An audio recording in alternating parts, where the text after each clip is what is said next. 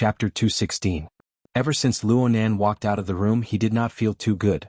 After rendezvousing with Bai Xinyan, the route they were currently taking was precisely the area that the Order of Justice's firepower had recently passed through. As he walked through the empty amusement park, everything he saw was a mess. The ground was littered with helmets and equipment thrown down by the panic-stricken tourists. Occasionally, they would come across corpses that had been destroyed by the kinetic energy of the enormous bullets. The automatic sprinkler equipment above their heads had already been turned on. It was raining inside the amusement park. After the flesh and blood had been smeared on the ground, faint red blood flowed beneath their feet.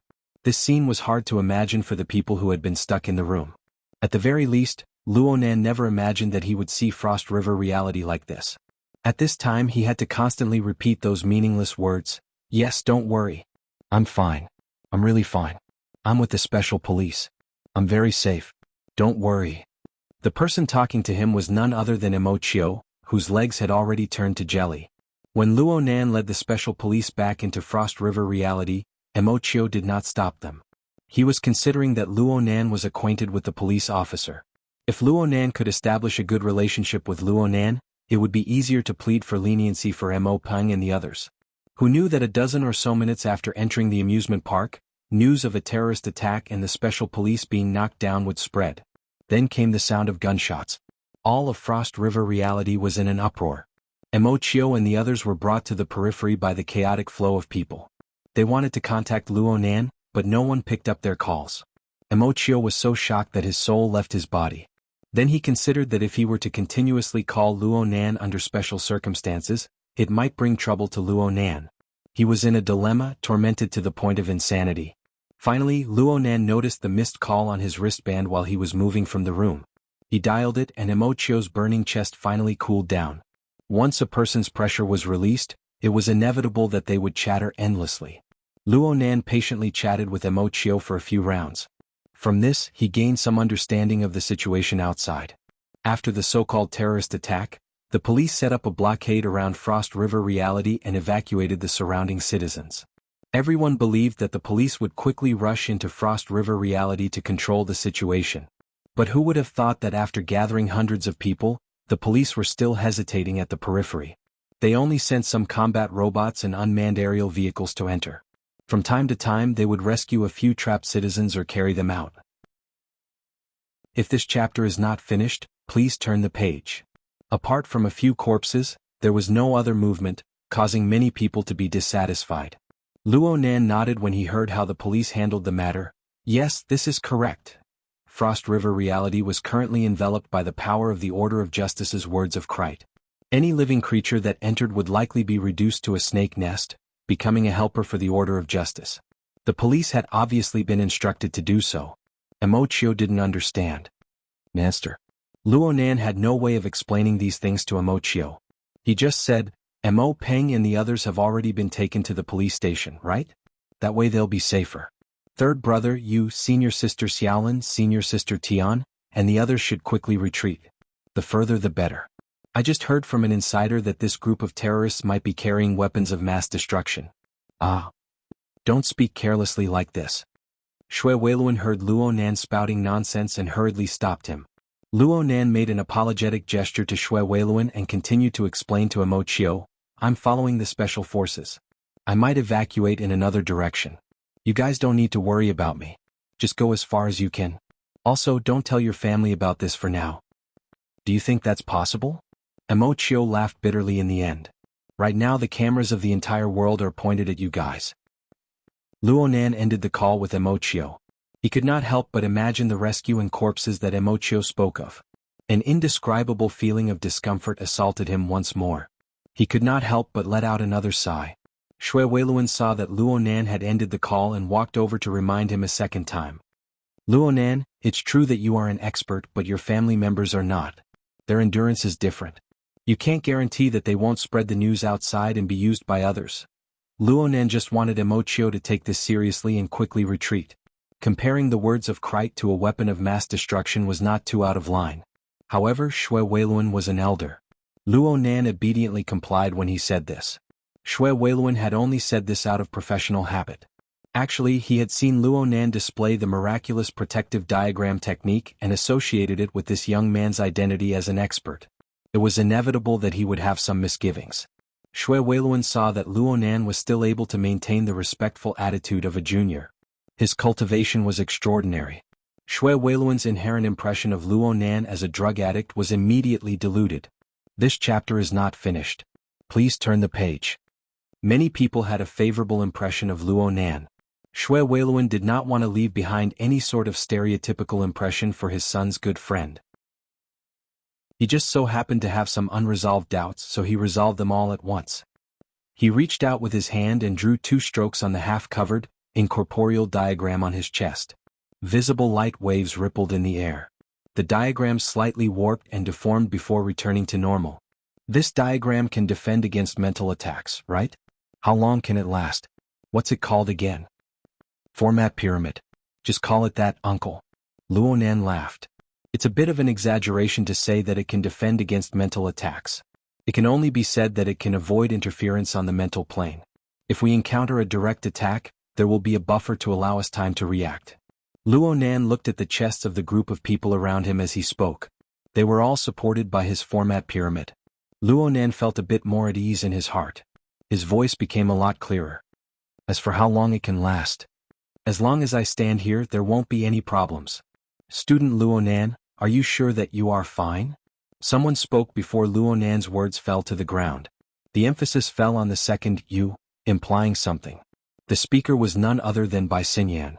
This medical doctor had been looking at her wristband with her head lowered the entire time ever since the group of people had followed their retreat route. It seemed that she was looking up information. She turned a blind eye to everything around her. Now that she had opened her mouth with great difficulty, it seemed like she was undermining Luonan. Ms. Bai. Luonan suddenly became speechless halfway through his words.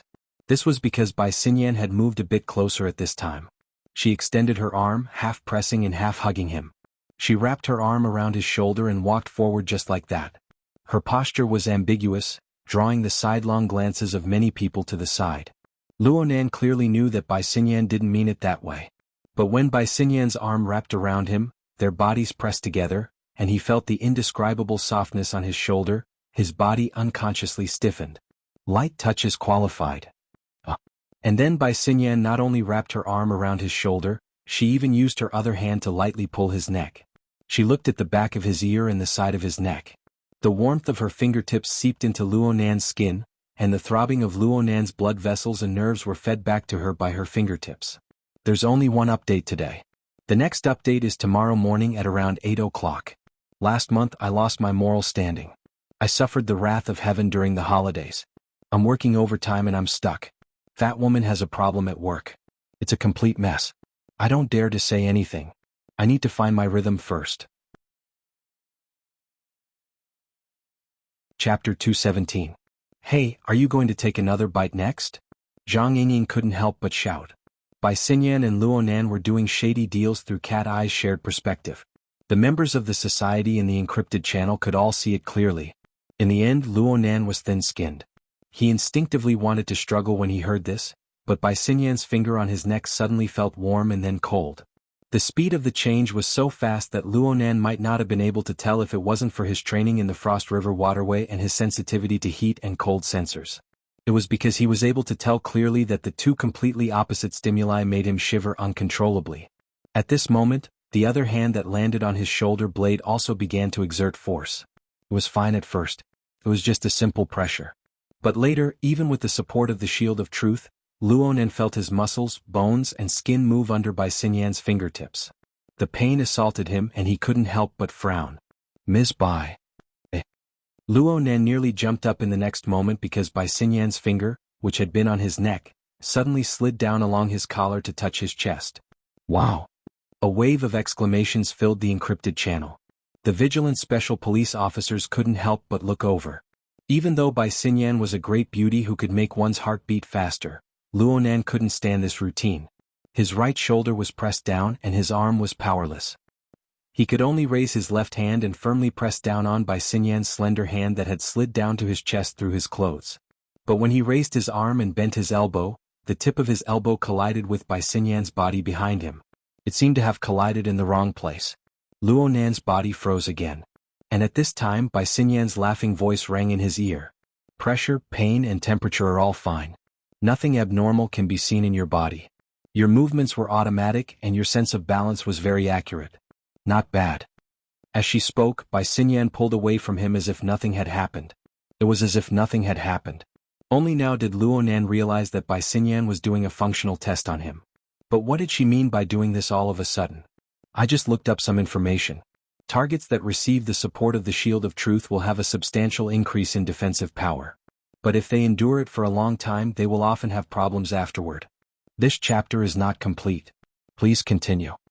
Dislocation of muscles and bones, nerve damage and other symptoms.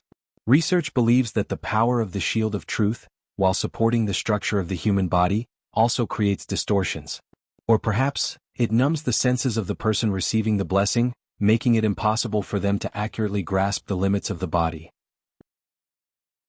But from what I can see so far, student Luo Nan, you haven't shown any of these symptoms. Is Child's Iron Fist of Love more exquisite? The encrypted channel was filled with oh sounds of sudden realization, but how many of them could really listen to this explanation? Luo Nan recovered from his awkwardness, but he could not help but admire Bai Xinyan's judgment. It seemed to match the reality of the situation completely. The only thing she had overlooked was the effect Luo Nan himself had played in this blessing. Back when Fairchild punched Luo Nan, he injected the power of the mental and the material into Luo Nan's body, covering his entire body. This blessing was exquisite to the point of being inconceivable. It seemed to seep into every cell of Luo Nan's body.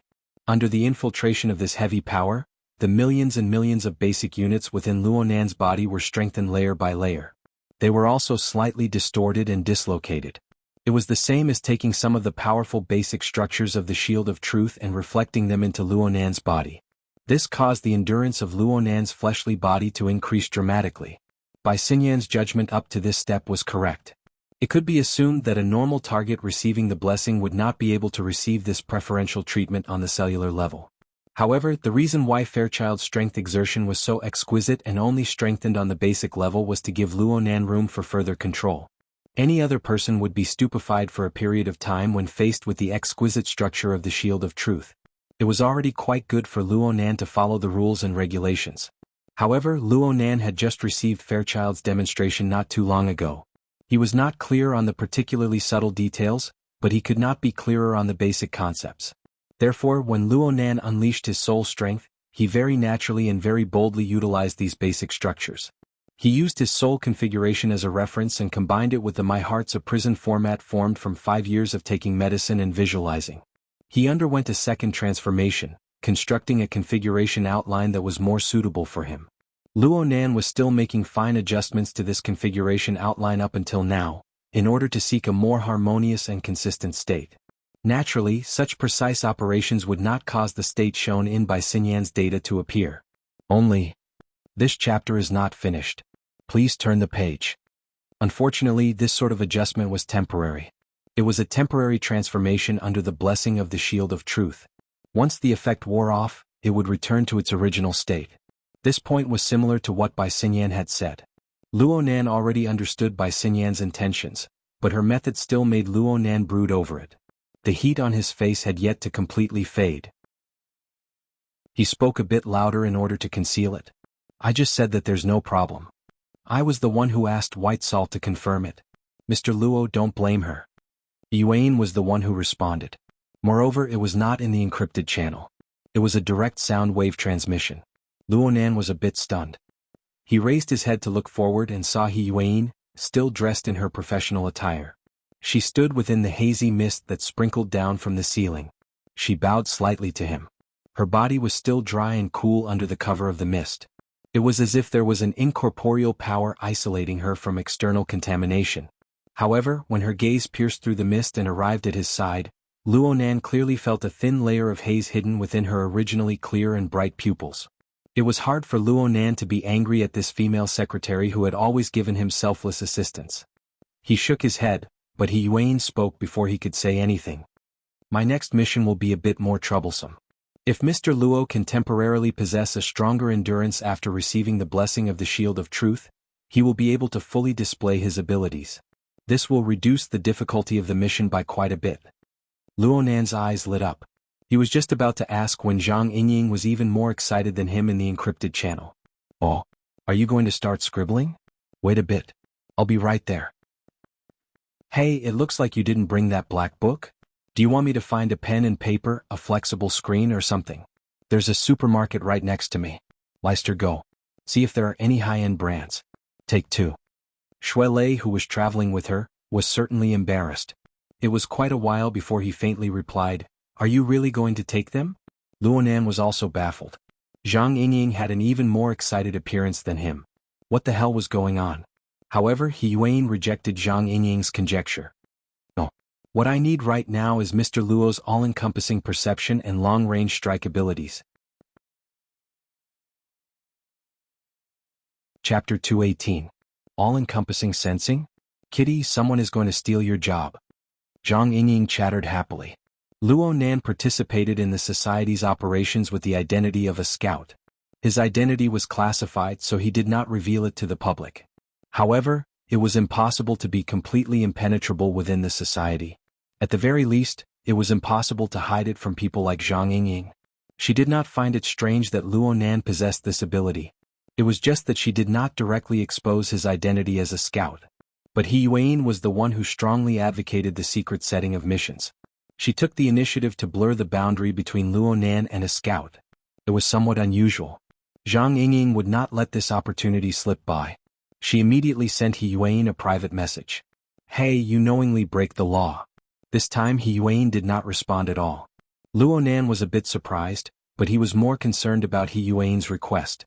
Speaking of which, ever since he met this secretary, this was the first time she had given him a mission so clearly instead of a protective restriction. It made him a bit eager. He Yuan spoke softly. Bamboo Pole, report the situation at Frost River Reality. Okay. Bamboo Pole responded lazily. According to the secretary's request, I'll send everyone a picture. As they spoke, a fully labeled real-time dynamic map was released in the encrypted channel. It was a remodeled map of Frost River Reality's elevation structure. It was translucent and very clear.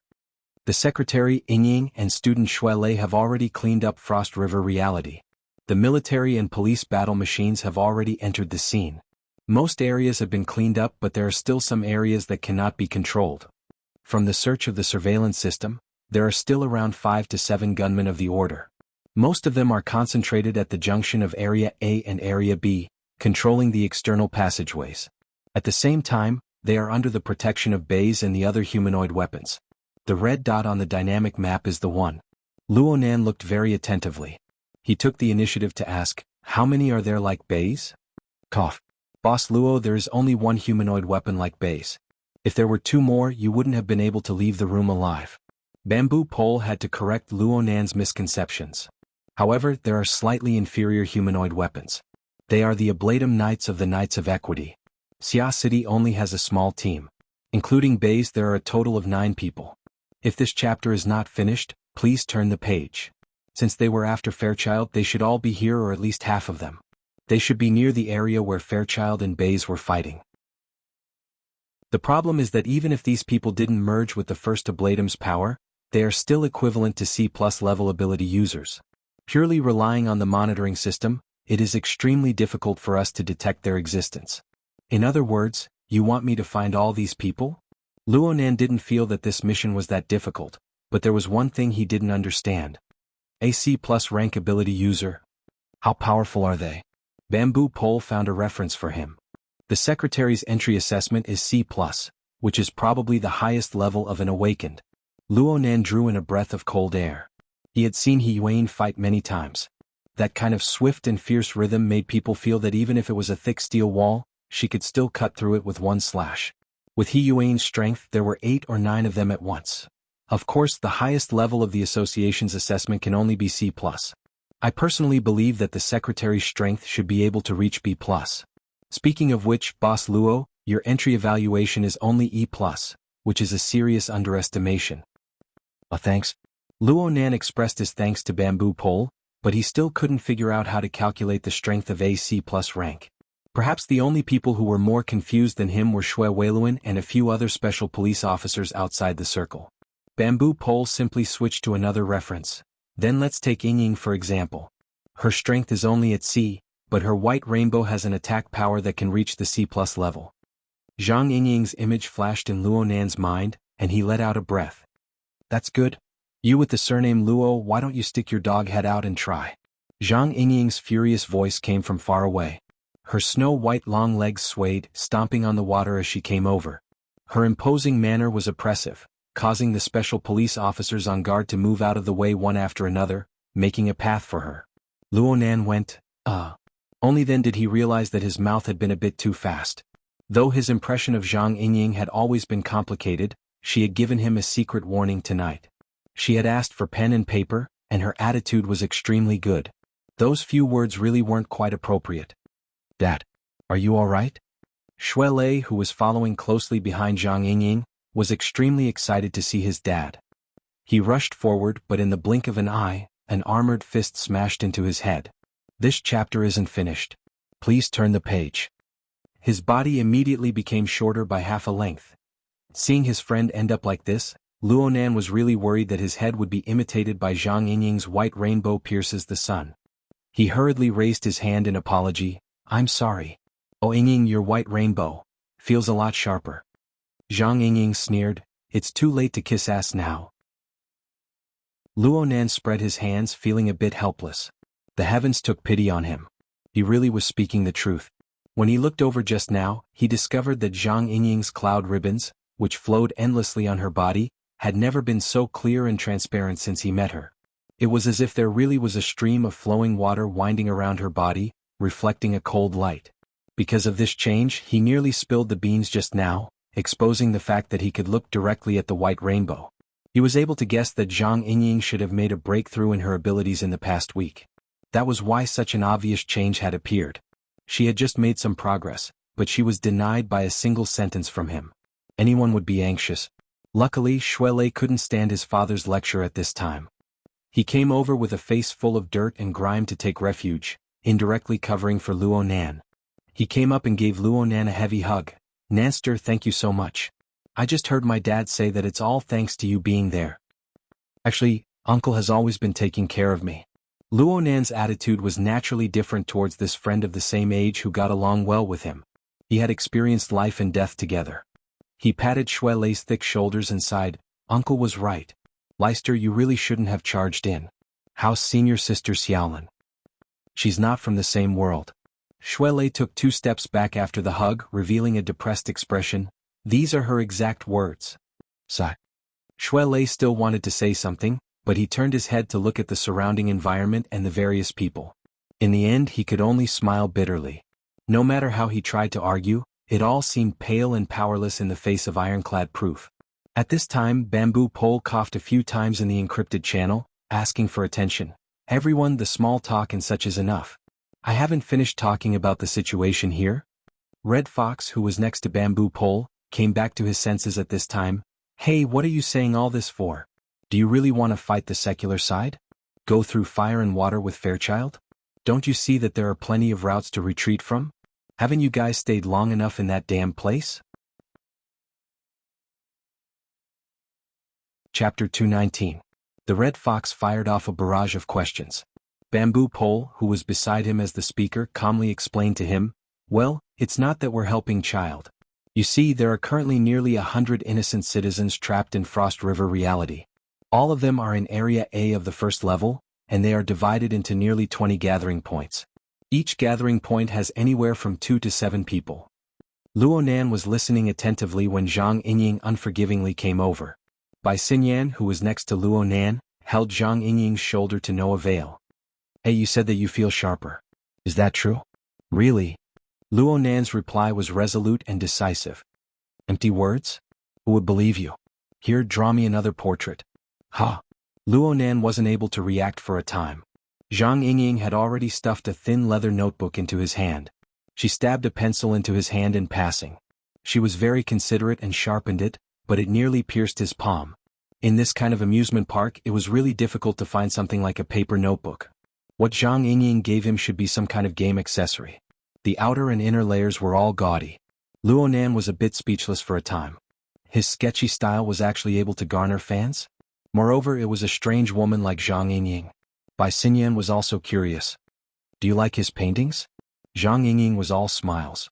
Her anger could no longer be seen. Shamans can go back in time and foresee things. They can see things that others haven't seen. The boss said that my current perception of the white rainbow is too subjective and requires multiple references. His painting is simple and straightforward, and it saves me the most effort.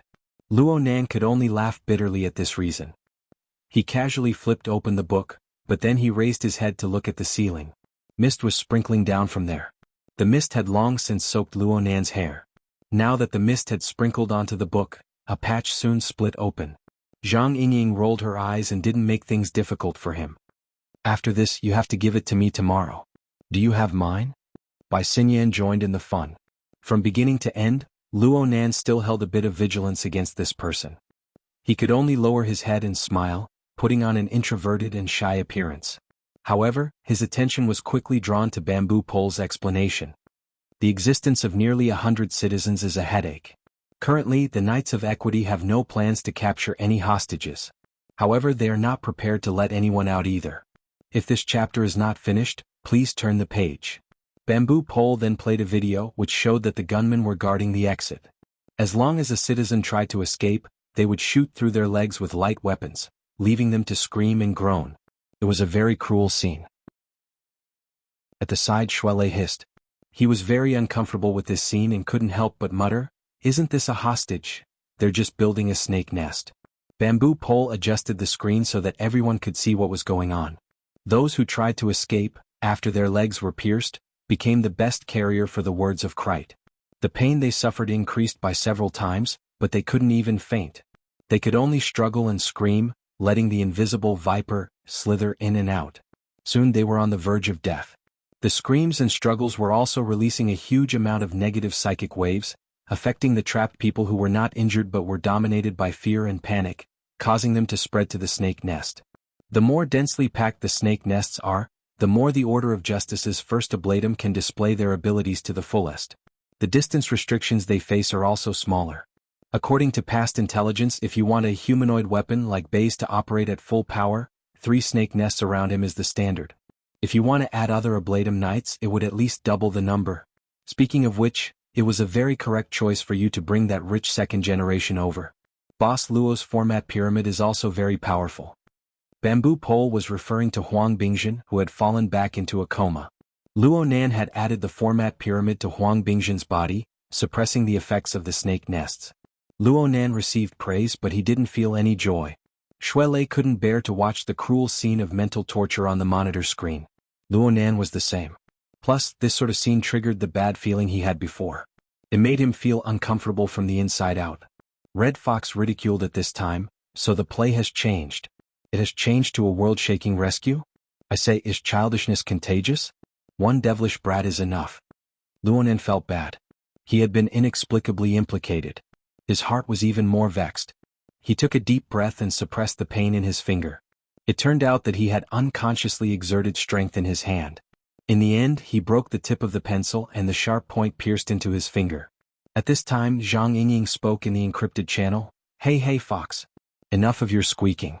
The Order of Justice wouldn't scare you to this extent. This chapter is not finished. Please turn the page.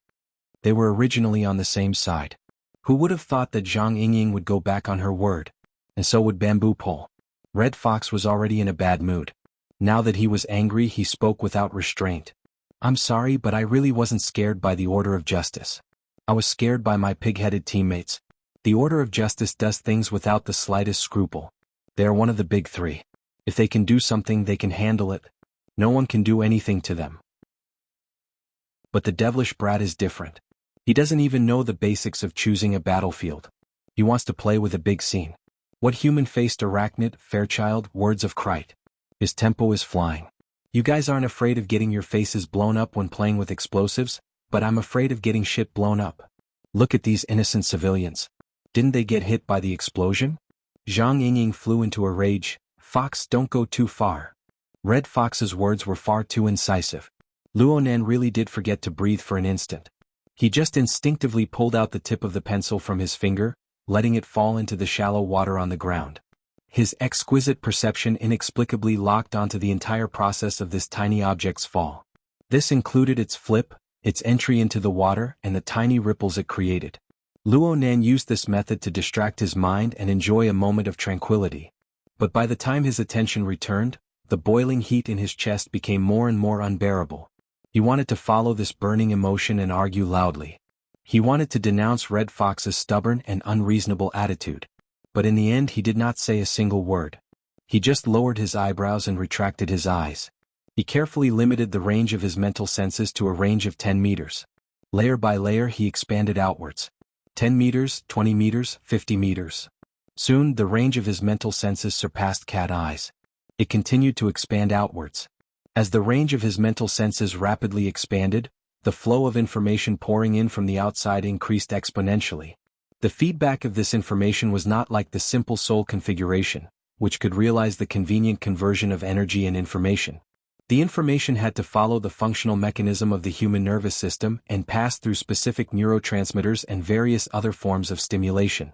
The information had to be transmitted in an orderly manner, advancing layer by layer. Only then could the information finally fuse into the center of the brain and form a complete picture of all-encompassing perception. During this process, the structure of the human body would inevitably undergo an absolute test. In a few breaths of time, all sorts of detailed information about the environment of Area A of Frost River reality rushed toward Luo Nan like a rising tide. There was a loud rumble. Chapter 220. At this moment, it was as if Luo Nan had been struck by an enormous wave.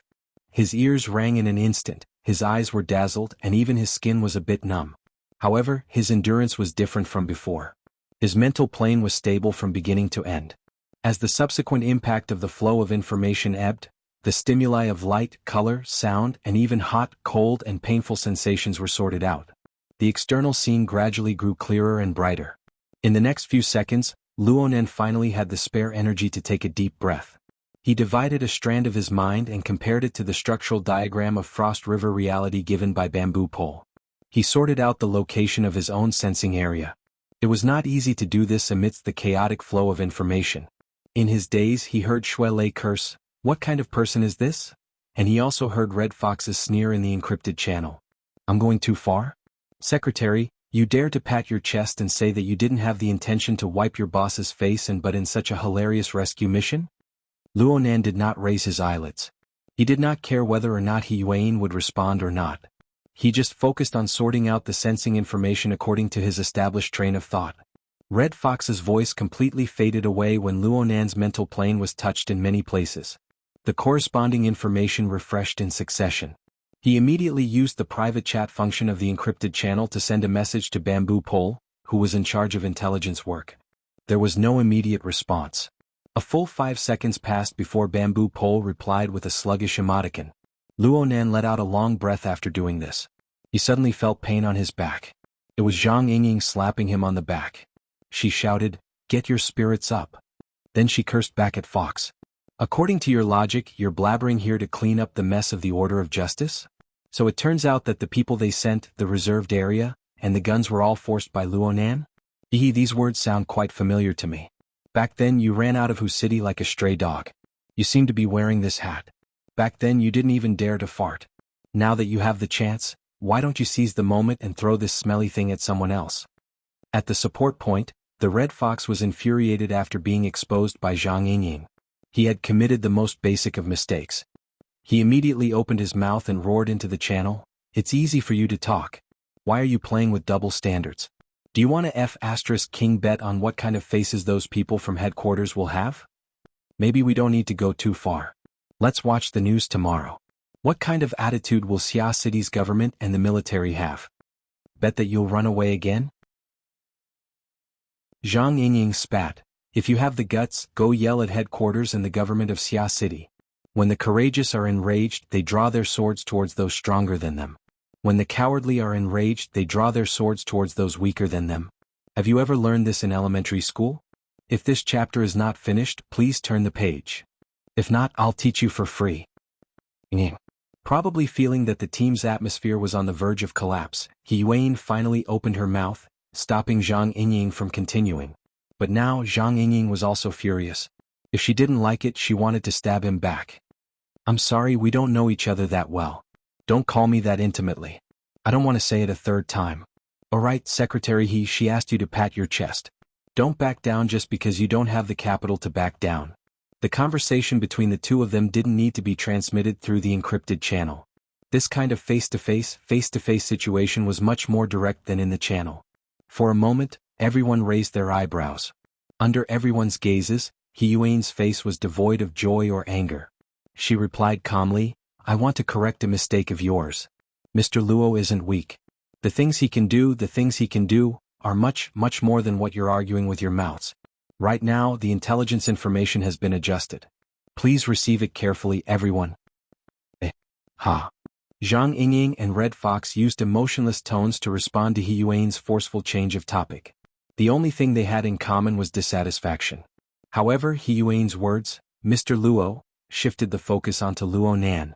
So much so that Bamboo Pole coughed a few times in an attempt to rouse everyone's attention, but it was to no avail. He could only helplessly play the picture. Fine. You guys should see for yourselves. I'll just mention one thing. The previous data is for reference only. From now on, all intelligence updates regarding the interior of Frost River reality will be based on the new picture. As he spoke, two moving pictures that looked almost identical simultaneously appeared in the encrypted channel. One was labeled old, and the other was labeled new. The two pictures were similarly concise and clear. The distribution of the red dots representing the enemy and the green dots representing the trapped citizens looked roughly similar. However, upon closer inspection, one would discover that the number of red and green dots in the old and new pictures did not match. The new picture had at least 10% more dots. This was the scale of over a dozen people. The vast majority of these 10% were red dots representing the enemy. You've changed the monitoring method? Cat Eyes spoke with her unique sharp voice. These extra ones are all Ablatum Knights. Over at the support point, Bamboo Pole shot a glance at Red Fox, who still had a sneer on his face. He sighed, Don't ask me. This has nothing to do with me. His words were unclear, but it was this vague response. This chapter has yet to end. Please turn the page. This was tantamount to giving the others the clearest direction. After all, He Yuan had long since mentioned the matter of the all-encompassing perception. She had also used the excuse of correcting mistakes just now. You're joking. Red Fox wanted to maintain his cold and cynical attitude, but Bamboo Pole just spread his hands. Cat Eyes did not make a sound. She seemed to have sunk into deep thought. The sneer on Red Fox's face stiffened bit by bit. Then he seemed to have sobered up a bit. A twitching struggle appeared on his face. But before he could open his mouth again, Zhang Yingying let out an aha from over at Frost River reality. She grinned and gave Luo Nan a heavy slap on the back. Well done. A man of action triumphs over a cannon of words. A certain person's thousands of crooked words can't compare to doing a single thing in a down-to-earth manner. But you really are stealing Kitty's rice bowl, hey? Zhang Yingying felt that she had spoken indiscreetly when she said these words. She hastily shut her mouth. Cat Eyes, who was by Luo Nan's side, woke up from her deep contemplation. She turned her head slightly and the radiance between the slits of her eyes was like a blade that had just been tempered with fire. It cut across Luo Nan's face. Even though Cat Eyes had long since regarded this fellow as a hidden boss, the ability that Luo Nan displayed in the domain she was most proficient in at this moment was an intense stimulation to her heart. All-encompassing suppression? This wasn't even the slightest bit funny. Cat Eyes stared fixedly at Luo Nan, attempting to see through Luo Nan's essence. But it was just like her previous experience of failure. She did not gain anything substantial. In the end, she could only resort to words. Let's not talk about anything else. This place. Are you sure there's someone here? How did you do it? Cat Eyes was pointing at a certain location on the periphery of Area A's arena plate. A certain red dot was marked extremely clearly on the new map, but there was no trace of it on the old map. This area was at the edge of Cat Eyes' long-range perception range. She should have been able to sense it, but in reality, she was unable to sense the existence of the other party. Red Fox suddenly had a point to vent his anger. He was unable to care too much. He chased after the end of Cat Eyes' words and spoke in a hoarse voice. Kitty is right. Are you sure there's someone here? Can you guarantee that it's accurate and not just a random? You shut up. Did you spit out your brain from your cannon of words? Cat Eyes and Zhang Yingying spoke at nearly the same time. The length of their words were different and their emotions were different. However, they made Red Fox choke on the spot. From Red Fox's perspective at this very moment, be it Frost River reality, the support point, or the virtual encrypted channel, all of them had sunk into a suffocating silence. Chapter 221. After venting her anger, Cat Eyes returned to silence. She seemed to be at a loss as to which side she should stand on. Luckily, Zhang Yingying stole the show once again at this time. She laughed and rubbed Luo Nan's back to soothe him. She even used her height advantage to pat his head and give him a good compliment. Luo Nan slapped her away in a bad mood. Zhang Yingying was not angry. On the contrary, she was very excited. She was the one who recommended Luo Nan into the society. Any of Luo Nan's achievements added luster to her face. At least she believed so. She didn't doubt the correctness of Luo Nan's answer. It had nothing to do with his ability. It just stemmed from her trust in this young and inexperienced high school student's personality. Hey, let's get to the bottom of this. Tell me, why didn't Kitten see it but you did? Luo Nan thought for a bit and finally spoke. There's a corpse over there. Zhang Yingying was a little stunned. She wasn't the only one. There were very few people around who understood what was going on. Zhang Yingying tried her best to understand and tried to answer. You are saying that the Ablatum Knight over there disguised himself as a corpse, so Bamboo Pole and Kitten escaped? Luo Nan nodded. This is too. Zhang Yingying was simply speechless. Though Luo Nan was able to see a corpse 50 meters away in such a complicated environment was already quite amazing, what kind of lousy reason was this? Could this be the legendary 1,000 gold formula of the Jianghu? She had no intention of refuting Luo Nan, but she could not help but seek confirmation from Cat Eyes. Is this the case? Hello, Kitty? Cat Eyes only reacted when she heard the second voice. She forced herself to reply, there is indeed a corpse there. She was in low spirits and no longer doubted him. Through the encrypted channel, Bamboo Pole sent over a video feed of the surveillance system. Indeed, there was a corpse there. It was quite fat and it was a common overweight person in the city. It looked like it had been hit by a bullet. It was lying on the ground, motionless, and there was a large pool of blood under its body. Judging from the amount of blood loss, the chances of survival were slim. Anyone who saw the video couldn't help but be speechless. No matter how he looked at it, it was still a corpse. There were no signs that it was an Ablatum Knight in disguise. If this chapter is not finished, please turn the page. In the encrypted channel, the Red Fox's hoarse and trembling laughter rang out. You say that this fatty is an Ablatum Knight? Excellent. Those who have seen the information on the Order of Justice, raise your hands. Which of the 9 Ablatum Knights of Xia City has such an appearance? For a moment, no one responded. The Red Fox's voice suddenly became louder. Or does Boss Luo believe that we should never let our guard down against any humanoid object? Then according to your logic, all the corpses in Frost River reality have the possibility of being Ablatum Knights. Who will verify this? Just based on those spots of light? What a joke. Towards the end, the Red Fox's throat was already torn. He had always believed that his words and actions were not wrong. Now he was even more certain of this. The reason why Luo Nan encountered such an awkward situation was ultimately due to the Holy Mothers surrounding the immature Luo Nan. There was no objectivity to speak of in their protective attitudes. More than once, he had the urge to turn around and leave this goddamn operation team so that he wouldn't be labeled as a coward. However, from Hu City to Xia City, he had accumulated many years of viciousness and depression. It was not so easy to vent it. With this anger, even if his head was broken and he bled, he would still argue this matter clearly. Bamboo Pole looked at Red Fox's expression and felt bad for him. He wanted to mediate the situation, so he reached out a hand and pressed down on Red Fox's shoulder. Fox, listen to me. Including you. Red Fox forcefully pushed Bamboo Pole's hand away. His bloodshot eyes glared fiercely at Bamboo Pole. Is your brain full of shit? You let a little kid say whatever he wants to say? You don't care about right or wrong at all. You just applaud a post-processing GIF? Bamboo Pole sighed again and spread his hands. Fox, you need to calm down and think. Cold my ass. Red Fox gave Bamboo Pole a thumbs up, pointing downwards. Then he took a deep breath and grabbed his lapels with both hands.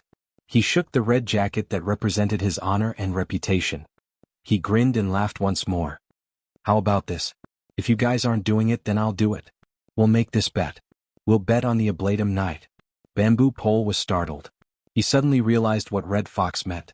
He reached out to grab him, but as a non-combatant, how could he compare to Red Fox who had the reputation of being the city hunter? He reached out to grab empty air. "Stop him," Bamboo Pole called out to Papercut. However, Papercut was also a mentally enhanced person. He wasn't any better than Bamboo Pole. This chapter is not finished. Please turn the page. Red Fox's figure flashed a few times and he left the shopping center that served as the meeting point. He blended into the bustling street's surging stream of people. By the time Bamboo Pole and Papercut rushed out, their line of sight had already been blurred by the curtain of rain. How could they see Red Fox's shadow? "Didn't you guys say that I only knew how to shoot my mouth off? I'll show you right now." Red Fox's lips curled into a cold smile. He walked toward the most chaotic area of the city center tonight with large strides. "Red Fox, don't do meaningless things. You can't be reasonable, so you want to throw a tantrum?" Two messages consecutively appeared in the encrypted channel. The first was He Yuan's words and the second was naturally Zhang Yingying's. These two words were spoken at nearly the same time. Immediately, He Yuan's unprecedentedly stern gaze pierced over. Even with Zhang Yingying's usual lively temperament, she instantly choked. Just as Zhang Yingying was about to counterattack, Bai Xinyan moved closer to her ear and said, "Hey, you can't force people to extremes." Zhang Yingying opened her mouth but no sound came out. She had been reminded by Bai Xinyan. She discovered that Red Fox's state wasn't too normal. It was to the extent that he seemed to be smashing a broken jar. Was this necessary? At this moment, Red Fox's hoarse voice entered the encrypted channel. "Then explain it clearly, Miss Secretary. Explain it clearly to me. What is the meaning?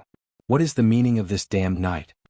Red Fox continued to use the low-level error method to communicate. He simply didn't care about the strange gazes cast by the people around him.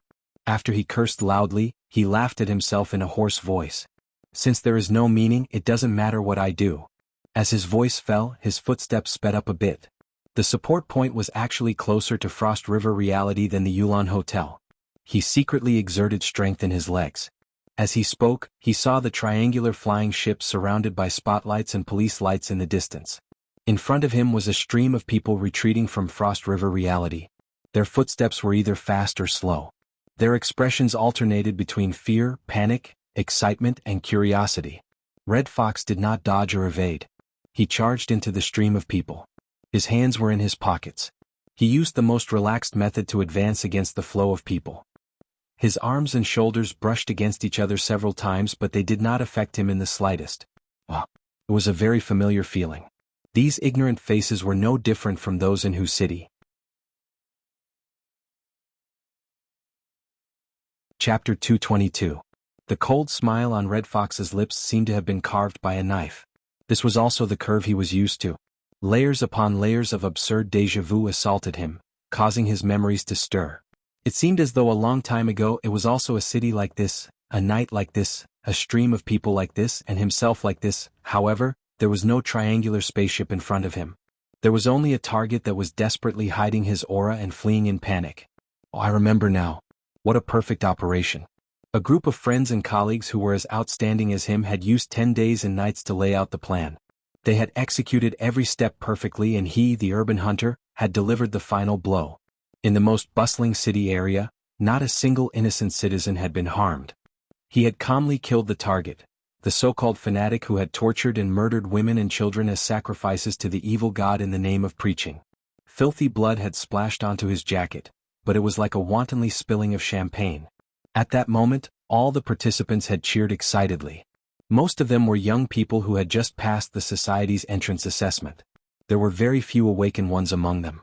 However, they had used a strict plan and a high level of execution to grind down the target's capital layer by layer. They had created various favorable situations and finally, they had perfectly killed the fanatic with B-rank strength. And then? What happened next? The church had unscrupulously wreaked havoc in Huqing. The list of participants had been leaked and they had singled out names to kill. In a few short days, more than half of the young people who had participated in the operation had died. What had the society done during this period of time? The headquarters had given them an evaluation and reprimand that they had acted without regard for the consequences. The branch had given them a safe haven ticket, that was equivalent to an expulsion order. Their former comrades and good friends had gone on a closed-door training trip. Those who had luckily survived had run out of Huqing like dogs. They had hidden in the wilderness and scattered in all directions. Now that they had contacted him, there was a 90% chance that they would not respond. They did not know where they were and whether they were alive or dead. This was the F*King ending. The stream of people parted in front of Red Fox. Countless blurry faces that seemed familiar flowed past his shoulders. His mood had inexplicably entered a wondrous state of tranquility. He could even crack a joke. Distance to the target is 856 meters. Estimated time of arrival is 90 seconds. Everyone can raise the stakes. However, if anyone dares to touch my gambling equipment, I will fight them. The encrypted channel was silent. It was just like the night before he had fled Huqing. The corners of the Red Fox's lips twitched. In the end, these remaining memories were sealed in that cold and mocking smile. At this moment, Red Fox had already arrived at the outskirts of Frost River reality. There was still a large crowd of onlookers here. As the police cordon expanded outwards, they reluctantly retreated backwards. Among them were some media reports that were unable to occupy a good position. If this chapter is not finished, please turn the page. The personnel were trying to squeeze a path against the flow to get closer to the scene. As for the three surrounding buildings, the flashing lights were like twinkling stars. Occasionally they would synchronize and illuminate the entire area in a deathly white. It was a perfect graveyard. Just as the Red Fox was about to cut into the crowd, a new message slid into the encrypted channel. It was still from He Yuan. Our attention shouldn't be on a corpse. The Red Fox was startled when he heard what was said. His brain spun a few rounds before he finally let out a laugh. I knew it. To hell with a Bladem Knight, to hell with broken corpses. This is simply the biggest rubbish joke. Within Frost River reality, Zhang Yingying's eyes were wide open. She raised a finger and pointed at He Yuan. She wanted to berate her with a few words, but her gaze unconsciously turned to Luo Nan. Luo Nan's eyes were still drooping as he stood solemnly and silently. He did not have the calmness of having the pearl of wisdom in his hands, nor did he have the panic of having his scam seen through. Red Fox laughed in a low voice. Miss Secretary, are you saying that you want to fold up and admit defeat? Have you asked for the boss' opinion before saying these words? Mr. Luo, Boss Luo, won't you say a few words? It was as if Luo Nan did not hear anything. He did not respond at all. Zhang Yingying could not hold it in any longer, but Bai Xinyan hugged her neck. Her actions were intimate and she did not allow Zhang Yingying to say anything. Red Fox did not receive a response. His smile grew even wider, but his voice became even more hoarse. Good. Very good. Your ability to wipe your face but is truly amazing. Is there any meaning in doing this? Is it to forcefully slap my face? Or is it to let this scammer off the hook? He Yuan spoke calmly. Isn't this what you want? Red Fox was simply speechless. Are you trying to be funny? He Yuan sighed imperceptibly. This has nothing to do with being funny. I am just trying to bring your attention back to a more practical level. For example, your mistakes, your logical errors. You are unreasonable. At this moment, Red Fox simply had the urge to smash the Hexier. But then, a familiar voice resounded in his ears. If we really do discuss this matter with the order of justice in the future, what will we be? The first wave of cannon fodder? Or will we be used as scapegoats? It's you who hasn't seen headquarters morality? The matter has already blown up. These secret orders are the best at dealing with matters of faith. They are making a mountain out of a molehill. Headquarters, on the other hand, is politically correct from start to finish. Red Fox finally realized that this was his voice. It was his original words, just slightly edited. The original meaning had not changed. This chapter is not finished. Please turn the page. He could only sneer at this. What? You want to report this to headquarters? Go ahead. I was harmed once in the past. I have experience. It doesn't matter if I do it a few more times. He Yuan still took out the edited version she had made at the last minute. The next part of the speech was even closer. It was also the beginning of Red Fox's falling out with everyone. What human-faced arachnid, Fairchild, words of Krite. The tempo is flying. You guys aren't afraid of getting your faces blown up when you play with him. I'm afraid of getting shit blown up. Look at these innocent citizens. Didn't they get blown up? The Red Fox was preparing for her next counterattack, but when these words suddenly entered her ears, her blood suddenly surged and her face flushed. As the sound waves shook her eardrums, the mocking and sharp tone was like a knife that pressed into the tip of her heart, grinding back and forth. He was in pain and annoyance. He opened his mouth wanting to speak, but his throat was inexplicably filled with the echoes of blown up, blown up. It was so solid that he could not spit out half a word. Only now did He Yuan's voice enter his ears. My code name is Secretary, but Luonan is not my boss. None of the people here have known him for more than 2 weeks. Luonan is a rookie who just entered the society. Whether it is in the mortal world or the inner world, his life experience can be said to be lacking. The chances of him making mistakes and stirring up trouble far surpass the rest of us, especially since he has the ability to make a big deal out of it. But me, Ying Bamboo Pole. Many of us are leaning towards him, protecting him and helping him. Isn't this good? He isn't cannon fodder. He doesn't need to be a scapegoat. He doesn't need to be politically correct. Aren't you satisfied with this kind of result in this loose society? Aren't you looking forward to it? Especially after you came out from Who City. Don't you King feed me chicken soup? The word Who City was like a brand that was about to melt. It was forcefully stabbed into Red Fox's chest, making him unable to restrain himself from howling in pain. What kind of society is this? At best you're a death list. You list them one by one, then you cross them off one by one. Cross them off. You guys. Oh? Does the list you're talking about include me? The voice suddenly rang out behind his head, shocking him to the point that his scalp was about to explode. Even though Red Fox's emotions were at their most intense, his instincts still helped him turn his body and pull apart some distance. Only then did he turn his head. But he was stupefied on the spot in the next moment. A meager middle-aged man wore a well-ironed formal attire that would only appear at formal banquets. He wore a bow tie around his neck as he stood amidst the chaotic stream of people. The man smiled at Red Fox. The corners of his eyes, which were half covered by his retro glasses, rippled with light fine lines due to his smile. Chapter 223. Good evening, Fox. Good evening. Red Fox responded instinctively. In reality, he was sluggish for a full 5 seconds before he managed to regain his wits. He bowed again. President, you are here? The middle-aged man behind him was the president of the Wilderness Explorers Society's Xia City branch. He was the nominal leader of all ability users in the city, Ouyang Qin. There was practically no one in Xia City who did not know of the president, who was known as the gentleman of the laboratory. If one wanted to find the president, one had to knock on the door of the laboratory on the 13th floor of the Shangding Triplex building. Especially after the Hexa came out and the gradual perfection of the psychic wave network, Ouyang Qin took on the roles of chief engineer, operating officer and administrator. He spent all day adjusting the network, solving bugs, or carrying out service refinement and in-depth research. Many people suspected that their president Ouyang would not take a single step out of the building for 24 hours a day, 365 days a year. The formal attire he wore had not changed for many years only because he appeared in public at a pitifully small number of formal meetings. It was because Red Fox knew of these things that he felt as if he had fallen into a dream when he saw Ouyang Qin appear outside Frost River reality. His mind was in chaos. Also, what did the president's first words mean? Ouyang Qin smiled as if he was just passing by. He waved his hand at Red Fox. You guys talk. I interrupted midway. Sorry for being rude. When Red Fox heard this, he immediately looked at the encrypted channel. However, there was no eye-catching administrator symbol. Ouyang Qin was not in the encrypted channel.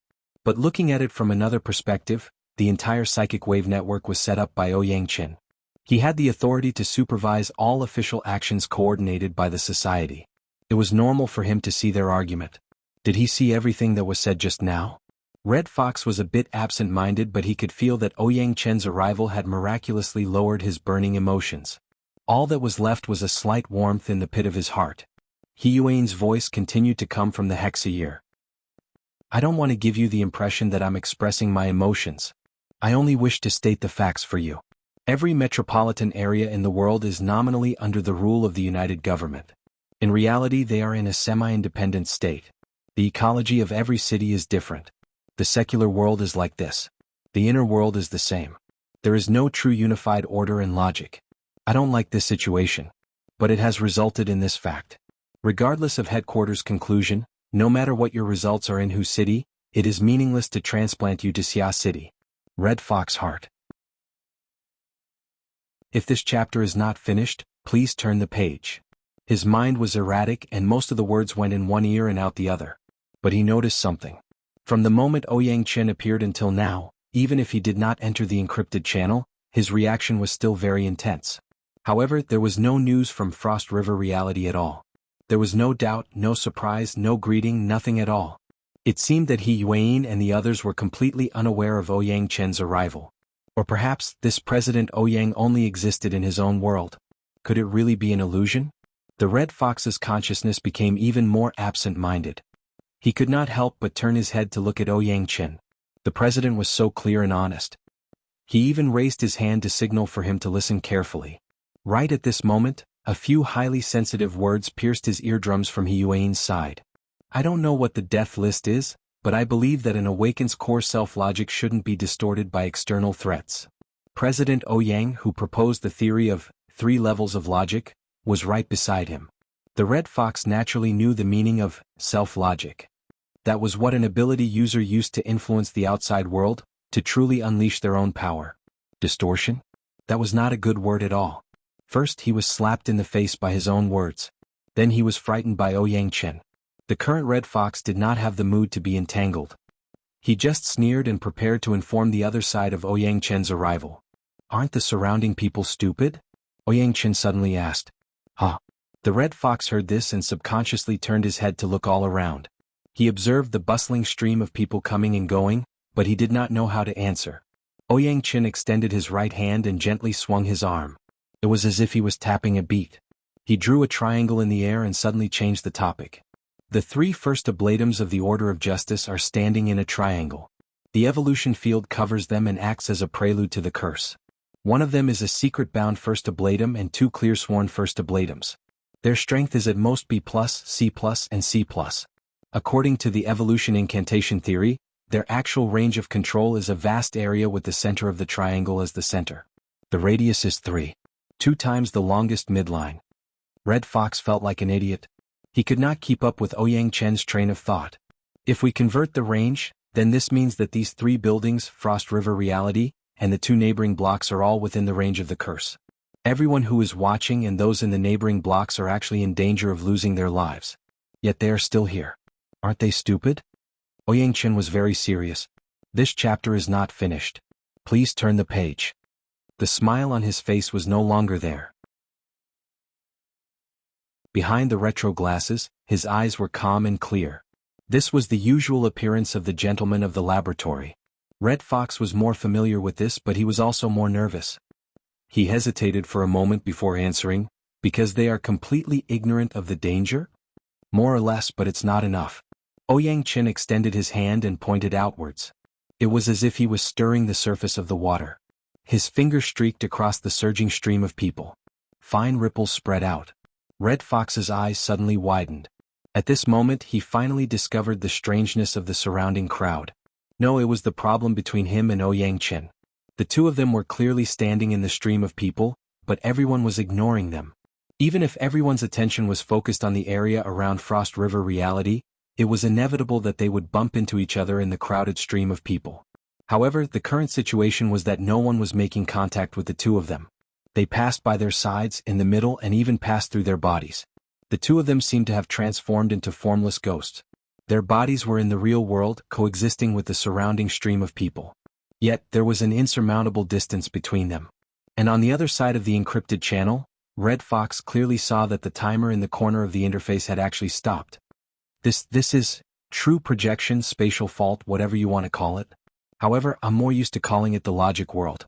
Ouyang Chen extended his hand and pointed at his temple. He added, "It's a world that I interpret using my logic." Was this the power of an extraordinary? In the face of such an inconceivable method, Red Fox completely lost the courage to think. He could only bow his head and admit defeat. "President, please give us a clear explanation." Ouyang Chen did not feel offended. Just like he did in the society's high-level training class, he used the usual terminology to explain, "It's because they know nothing about our logic and the logic of the inner world. The range of thought of ordinary people mostly stops at the limits of their field of vision. Therefore they cannot see the danger. There are also some people who consider the range of a firearm, the range of an explosion, and other concepts. However, this is not enough. If they truly want to avoid trouble, they need to cross at least 2 street blocks. This is a danger that they cannot imagine." Ouyang Chen's explanation was undoubtedly the truth. Red Fox nodded. Who knew that Ouyang Chen would change the topic? "It's not just them. Even you don't understand. In a sense, you are as stupid as them. No, you are even more stupid." "What?"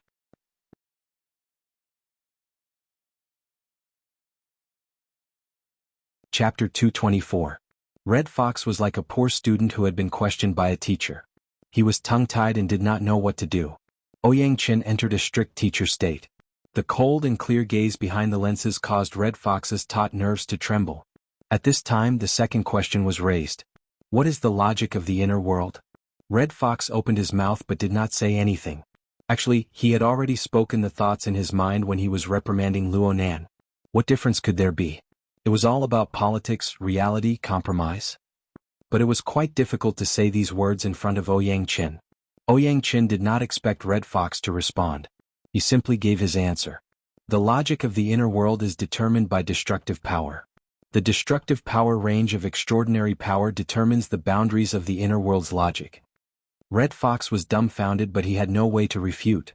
Compared to ordinary people, the number of ability users is very small. But our destructive power is very strong. We form associations, orders, and organizations. We project our organizations to various parts of the world, allowing our destructive power to cover the entire world. As long as we want to, we can directly affect the life and death of every person. Secular society has been warped by us in this way. In the end, this is a kind of bandit logic. President. Red Fox became a patient with a communication disorder. He did not know how to express his opinion at all. Ouyang Chen curled his lips. Let's change it to a nicer sounding term. We can call it the logic of the strong. This is because the most powerful destructive power is built upon the foundation of the self-logic of the strong. The reality of the situation is that there is no strong destructive power that can cover the entire world. In the end, there is a limit. Therefore, the inner world revolves around the strong, forming radiation circles of all sizes. The normal mode of interaction in the inner world is born from the collisions, compromises, and exchanges between the circles of the strong. In the logic of the inner world, the strong are the foundation. Other conflicts, compromises, and politics are just expressions. Then the question is, what is strong? Red Fox's brain finally began to spin when faced with the third question. At this time, Ouyang Chen pointed to the top floors of the 3 buildings. 3 first ablatums working together can completely collapse a skyscraper regardless of the cost. Are they strong? Red Fox answered cautiously. This chapter is not finished. Please turn the page. That depends on who you compare yourself to. Excellent. Ha! The Red Fox still remembered that this was the first time Ouyang Chen had acknowledged him since they met. However, what did the president acknowledge? Ouyang Chen adjusted the frame of his glasses, but his gaze was unprecedentedly cold. You finally know that strength is determined by comparison. I can add a few more sentences. Strength is achieved through resistance, through real achievements. So where is your resistance? The Red Fox's heart twitched fiercely. He was stunned on the spot. Against whom? The scattered memories gathered together like a cluster of clouds. Red Fox vaguely remembered the time when he first came to Xia City. Now that he thought about it, it was really strange. After suffering such a painful lesson, why would he continue to reside in this damned association? Yes, it was because of the association's resources and benefits. It was because he needed to train hard and improve quickly so that he could return to Hu City and settle his grudges. But day after day, year after year, how could he forget? When and for what reason did he forget? He seemed to have forgotten as well. Was it because his talent was limited and he could not make any progress? Was it because of the passage of time and the healing of the heartache? No. In the final analysis, it was just as He Yuan said. His self-logic had been distorted by the logic he hated the most in the past. Wasn't the word collapsed the most habitual tone of that bunch of trash from headquarters? Distorted. Red Fox extended his hands. He looked at the structure of his body, which had slowly changed over the years, but he felt that it was very unfamiliar. Ouyang Chen's voice entered his ears. Don't get distracted. Let's continue to discuss strength. Oh, I mean to discuss why you are stupid. The turmoil in Red Fox's mind was interrupted. His melancholy lessened slightly, but his thoughts became even more chaotic. He raised his head in a daze and looked at the president who had just given him a severe warning. Resistance or comparison is fine. We need to give an example. Tell me, who is the strongest here? Of course it's you, President. Red Fox did not know whether to laugh or cry, but he answered without the slightest hesitation. Ouyang Chen was currently the only officially registered extraordinary in the Xia City branch. He was a super-powerful being who stood at the top of the pyramid of humanity. Even though the Order of Justice's secret bound first ablatum, Anwang, was a powerful being who could make people pale at the mention of his name, he was far from being mentioned in the same breath as Ouyang Chen. Please turn the page if this chapter is not finished. If Ouyang Chen completely disregarded the various restraints between extraordinaries and hardened his heart to make a move, the three first ablatums of the secular side would either have to risk their lives to summon their holy relic or they would immediately kneel and beg Fairchild to switch sides and help them. Aside from these two options, there was no third way to resist. Ouyang Chen did not hold back. He nodded in approval. And then, just talk about our side. The secretary, right? Red Fox's response was relatively quick. Ouyang Chen declined to comment. And then? Red Fox slowly pondered and answered, and then me, Inying, Kitten, Papercut, Bamboo Pole? I'm not familiar with Bai Xinyan. Ouyang Chen laughed. He did not make any movements, but a detailed perspective map of a building appeared in front of the two. It was none other than Frost River reality. Several figures were projected inside. They were He Yuan and the other members of the society. Although they were small in size, they were vivid and lifelike. What about him? Ouyang Chen pointed at the child that Red Fox had intentionally or unintentionally skipped over, Luonan. Red Fox sneered. Him? He's not even an awakened. Yeah, he's still not an awakened. Ouyang Chen nodded, but then he sighed. He recited in a low voice, the common people are bright, I alone am muddled. The common people examine, I alone am muddled. Red Fox's attainments in ancient texts were shallow. He was dizzy from listening to Ouyang Chen. He could only raise his hands and surrender. President? Ouyang Chen did not intend to make things difficult for Red Fox. He laughed and said, I'm not a specialist in reading scriptures. From my personal understanding, the meaning of these words is, everyone's energy is limited. When a person establishes a higher level of logic, it will be hard for him to divert his attention to deal with the chaotic logic of the common people. And when he forms a higher level of logic, the logic of the common people will be meaningless to him. Therefore, the intelligent people of the common people will always be able to see his muddle-headedness and childishness. The further the logic of the common people is from the logic of the higher level, the more intense the contrast becomes. After reaching a certain level, they will no longer be able to communicate. They will run in opposite directions. This is why it is said, the path of understanding is like obscurity. The path of advancing is like retreating. The path of barbarians is like the path of barbarians. Ouyang Chen gazed at the small and exquisite projection. His gaze was deep and distant. A higher level and even stronger confrontation. If we use the image of the common people to see and evaluate his actions, how would we know the hardships within? Besides, he is still a novice. Everything must be accumulated from the beginning.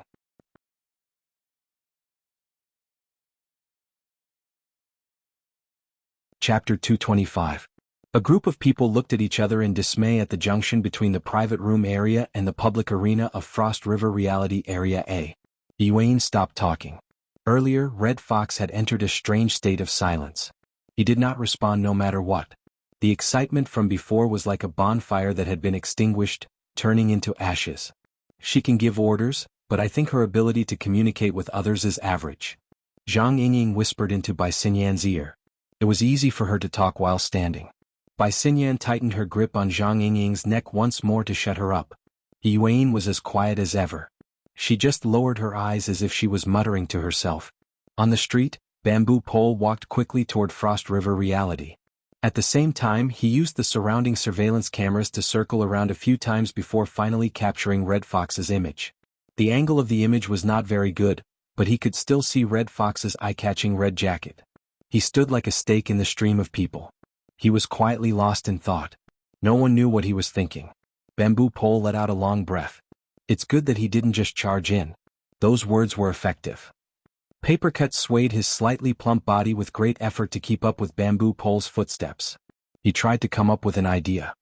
Can we take the lead and verify it? The conversation between the two of them had intentionally avoided the encrypted channel so as to not agitate the Red Fox. Bamboo Pole shook his head without even thinking. It's too dangerous. According to Luonan's updated dynamic map, the one closest to He Yuan and the others was the corpse marked as an ablatum knight. However, the distance between each ablatum knight was not large. Right now, the situation in Frost River Reality Area A was like a strange chess game. The luxury private room area and the public arena were the boundaries of the river, separating the society from the order of justice. The society had deployed their chariots and cannons. Before they could do anything, the old generals were already fighting with their own Shixiang. However, the rest of the chess pieces were ready, and their formation was strict. Normally, these chariots and cannons were prepared to devour their own old generals. However, if the society really wanted to cross the river, then the corresponding pressure would naturally be borne by the society. Papercut spread his hands after listening to Bamboo Pole's explanation. Something will happen if we verify it. Something will happen if we don't verify it. Isn't this tormenting us? That boss Luo should at least say something clearly. Papercut did not take a stand on either side of the argument, but Red Fox's intense and resolute reaction stirred up some sympathy in him. At the same time, Luo Nan's long silence made him a bit dissatisfied. Even if he was a teenager, since he had stepped into the circle and participated in the operation, he had to show enough professionalism and teamwork. Especially in such a critical moment, a cheater could kill the entire team with a single thought. As a team member who wouldn't be afraid. In the end, the Red Fox was just overreacting. Papercut shot another glance at the encrypted channel. Then, as expected, he saw a young and childish face. For some unknown reason, Cat Eyes, who was sharing her view, had fixed her gaze on Luo Nan's face for quite some time. This seemingly immature high school student had entered a state of silence since the beginning of the debate. Be it sarcastic remarks or supportive actions, none of them could move him. Upon closer inspection, Luo Nan should still be using his all-encompassing senses. His eyes were vacant and his thoughts were misty. His attention wasn't placed on the matter of Red Fox. If one were to put it in a good way, it would be due diligence and indifference. But if one were to put it in a bad way, it would be too arrogant, selfish, and cold-blooded. Kids these days. Papercut's view leaned toward the latter, but he was calmer than Red Fox. In the end, he just sent a private message to Cat Eyes. Hey kitty, do you see anything? Cat Eyes did not respond immediately. Her view did not change at all. Was she entranced? Papercut was helpless. He could only send another message. Is there a way to verify it without provoking the order? It was in the instant he sent the message that he inexplicably recalled the conclusion of a famous lecturer in the society's team coordination class. When the public channel of a team is idle, private messages and private messages are prevalent. When that happens, the collapse of the team is just a few feet away. Papercut grinned. He looked at Luo Nan's image in the encrypted channel and felt even worse. At this time, Cat Eye's view swayed. It seemed that someone was calling out to her. Kitty, what do you say? Inside Frost River reality, Zhang Yingying could no longer hold back. She forcefully pried open by Xinyan's chokehold arm and called out to Cat Eyes. Papercut was not the only one who felt the terrible atmosphere of the team. Zhang Yingying had firmly stood by Luo Nan's side before, but she was very clear in her mind. As the focal point of the conflict, this kid's taciturn way of doing things was extremely inappropriate. Acting deep and reserved was no longer popular. Everyone liked warm guys. However, this brother Luo Nan really could not be woken up. Bai Xinyan, from the perspective of a doctor, advised her not to disturb Luo Nan while he was in the middle of sensing. This was to avoid a situation from happening. As for He Yuan, Luo Nan's impression of her as a swift and decisive secretary was inexplicably deep and reserved tonight. She spoke haltingly and her goal was unclear. Her performance was completely different from last week when they were dealing with the human-faced arachnid. It seemed that He Yuan had yet to truly clarify the so-called mission up until now. This made Red Fox so angry that his brain juice was about to burst out. Helpless, Zhang Yingying could only consult Cat Eyes, who was the most professional on core issues. If Cat Eyes could understand Luo Nan's intentions, help explain a few words or provide a proof, then there would be a possibility of loosening this tight knot. Cat Eyes did not respond immediately after the call was sent out. Instead, 2 seconds passed before she suddenly turned her head. It was as if she had been startled awake. This gave Zhang Yingying a fright. Are you all right? I'm fine. Cat Eyes extended her hand and straightened the flat-brimmed hat she wore crookedly. The shadow hanging down from the brim of the hat blocked half of her face. What are you talking about? Zhang Yingying looked at her suspiciously before saying, I'm talking about the matter of verification. Red Fox is unforgiving and Luo Nan, this fellow, just can't get a fart out of it. Do you have a way to verify? Something a bit more reliable? On the other side, Papercut nodded to himself. He was thinking the same thing as Zhang Yingying. But then he saw that Cat Eyes did not respond. Instead, her line of sight shifted back to Luonan's face. She moved away slightly before returning back. It was as if that delicate and pretty young face possessed some sort of terrifying magnetism. This was the rhythm of being mesmerized. Papercut could not help but ridicule in his mind. It was also at this time that Cat Eyes' line of sight suddenly congealed. It was highly focused, so much so that the interface of her entire field of vision became blurry. The only thing that was clear was the pair of pupils that slowly rose up in the center of the interface. They still carried a bit of mottled colors. The pupils belonged to Luonan. This contradictory character seemed to have finally heard the various doubts and dissatisfactions of the people. He temporarily walked out from his self-enclosed logic to connect with the outside world. The target of Luonan's gaze was Cat Eyes, but Papercut was paying attention to Cat Eyes' shared perspective. It was the same as looking through Cat Eyes' eyes and locking gazes with Luonan. Okay, the word locking gazes was not accurate. It should be a one-sided observation. But inexplicably, when Papercut's gaze locked with Luonan's pupils that could not be considered clear, a cold shiver suddenly ran through his body. At this moment, even the drizzle falling from the sky had an additional chill to it. It seeped down to the bones.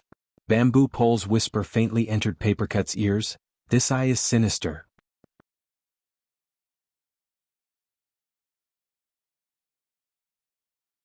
Chapter 226. No matter how many people noticed the strangeness in Luonan's pupils, Cat Eyes' feelings were 10 times stronger than theirs. It must be known that she was the one facing Luonan directly. Moreover, she was the unlucky one who suffered Luonan's torment early on. Right now, there was a chain that locked her body and soul. And behind these turbid eyes was a pair of demonic eyes. They looked at her from the outside to the inside, from the inside to the outside. They saw through her completely. The most terrifying thing was that she did not know how Luonan did it. She did not know a shred of it. It was like a figment of her imagination, but the trembling in the depths of her body and soul was so real. Cat Eyes' breathing stopped for half a second. It was this half a second that evoked the feeling of terror that surged like a tide when she encountered the Devil's Ritual at Limestone Water Village pub last week. It was as if the churning emotions could drown her at any time. It even gave her the urge to turn around and run. Cat Eyes' feet did not move, but her entire body was stiff. She saw Luonan raise his right hand at this time. His 5 fingers were slightly open and bent, and his index finger was slightly straighter. It was as if he was subconsciously drawing something, but it was also as if he was going to directly reach over. Luonan's arm really did reach forward. At the same time, Cat Eyes could clearly feel the space between her eyebrows tremble slightly. It was not that Luonan's fingertips had touched her. In reality, Luonan's arm was not extended straight. His fingertips were still some distance away from the brim of Cat Eyes' hat. He just tapped from a distance, and the direction of his finger corresponded to the space between her eyebrows. With a tap of his finger, he swiped downwards. Then or even earlier, Cat Eyes' face, throat, shoulders, back, chest, abdomen, and even her legs began to tremble one after another. Luonan's finger moved down like a shadow, tracing Cat Eyes in the blink of an eye. It seemed to draw an extremely simple outline of a body. Cat Eyes did not move at all. She let him do as he pleased. This angered Zhang Yingying to the side. Luonan's perverted method, no matter what it meant, would only increase the distance between him and the others. It would make the situation even worse. She immediately shouted, "Hey! What kind of demonic madness is this?" Luonan turned his head upon hearing this. His gaze met Zhang Yingying's and he reached out and tapped through the air. Zhang Yingying was so angry that she was amused. She couldn't move her upper body, but she forcefully kicked her legs in exasperation. She wanted to teach this crazy boy a lesson. However, she had only lifted half of her slender, snow-white legs when her chest and abdomen began to tremble. This time Zhang Yingying knew how powerful he was. She let out a sigh. Even though Bai Xinyan was strangling her neck, she couldn't help but twist her body to resist the inexplicable trembling and itchiness. Her long legs, which she had raised up, also gave way. Next, no matter how Zhang Yingying dodged, Luonan's extended finger was always able to accurately correspond with the trembling points on her body. In the blink of an eye, another outline was drawn. At this moment, Bai Xinyan didn't even have the time to release her arm to free Zhang Yingying. Zhang Yingying had been in a great rage, but the moment Luonan's finger stopped moving, the white rainbow that revolved around her body gave an inexplicable soft cry. It resonated with the trembling points from afar. The power that had been painstakingly polished over the past few days seemed to have gained a bit more purity and clarity. She was stunned. No one besides her knew of the changes that had occurred within Zhang Yingying's body. However, Luo Nan displayed a treacherous and bewitching scene. Even He Yuan, who had been calm and collected all this time, gave up pondering over the situation. She opened her eyes wide and looked over. Luo Nan truly withdrew his hand when he finished drawing the outline of Zhang Yingying's body. This was already enough for him. Luo Nan narrowed his eyes at this moment. He didn't need to use his naked eyes for his mental senses to light up with resplendent starlight. What should have been the cat's eye's position was not the cat's eye. Instead, it was a simple structure formed from a dozen or so bright specks of starlight and the connections between the specks of starlight. Zhang Yingying's position was the same, but it was a bit more concise. This was like the basic composition that people were used to using to mark the constellations in the sky. And within the range of Luo Nan's senses, the number of these constellations was increasing without end. The blessing of Fairchild's shield of truth was temporary, but in the end, it allowed Luo Nan to understand what he could do with his current soul strength with the support of a tough and resilient body. Compared to the pure out-of-body state, the body and soul as one state had many limitations, but it also had benefits that the soul body could not achieve. The most direct change was reflected in the mutual interference between the mental and the material planes. The configuration outline of the body and soul as one became the hub for the highly efficient conversion of energy and information. The pressure on the fleshly body exploded, but the consumption caused by the mutual interference decreased by at least 50%. In other words, the effect of Luo Nan's soul strength interfering with reality had doubled in the blink of an eye. And the interference that needed to be overcome during the process was greatly reduced. The first thing that could be seen was the substantial increase in precision. Luo Nan had always been particularly sensitive to energy and information. He could measure the material plane in terms of precision. His limit was displayed when he used clairvoyance on his own body. It was approximately 1/10 millimeter. When placed outside his body, it was on the millimeter scale. It was only a rough observation, it was not particularly exquisite. But right now, the limit of his external precision easily broke through the domain of 1/10 millimeter. The results even surpassed the resolution of the naked eye. Even though there was still a difference of heaven and earth between this and precise observation instruments on the nanometer scale, this meant that within the range of his clairvoyance, no matter what kind of shadow or corner it was like he was there in person. Moreover, he could see everything clearly regardless of the intensity of the light. And if he concentrated his energy, shrunk the range, and increased it by another level, he was completely capable of accomplishing this. The large increase in precision was obviously a good thing, but this change did not bring convenience to Luo Nan. Instead, it brought a large amount of useless details and junk information. The floating dust, the crawling insects, the filth in the corner of the wall, and of course the background noise of electric currents, the messy breathing of humans, the rustling sound of rain falling from the ceiling of the amusement park, and even the changes in temperature, the exchange of air, and so on. These details, which were hard to notice in the past, were all interwoven and mixed together, pushing towards Luo Nan. Of course, the stimulation of information from multiple levels and angles had to be fed back to the structure of his body and soul. But the corresponding processing efficiency was bound to be limited by the speed of nerve conduction, methods, and other material planes. It was impossible to process everything big and small. Luo Nan had to make some trade-offs. It must be said that humans had formed a fuzzy recognition mechanism over the course of hundreds of thousands of years of genetic evolution. They were used to starting with the overall characteristics of things, avoiding the pressure of identifying too many details. But the problem Luo Nan faced right now was that the original fuzzy whole had been divided into large amounts of clear details under the circumstances of the substantial increase in the precision of his senses. The boundary between the two had collapsed. The clearer the details, the greater the amount of information, and the greater the consumption of analytical resources. This directly affected the upper limits of the types of information Luo Nan could receive. It also limited the range of his senses.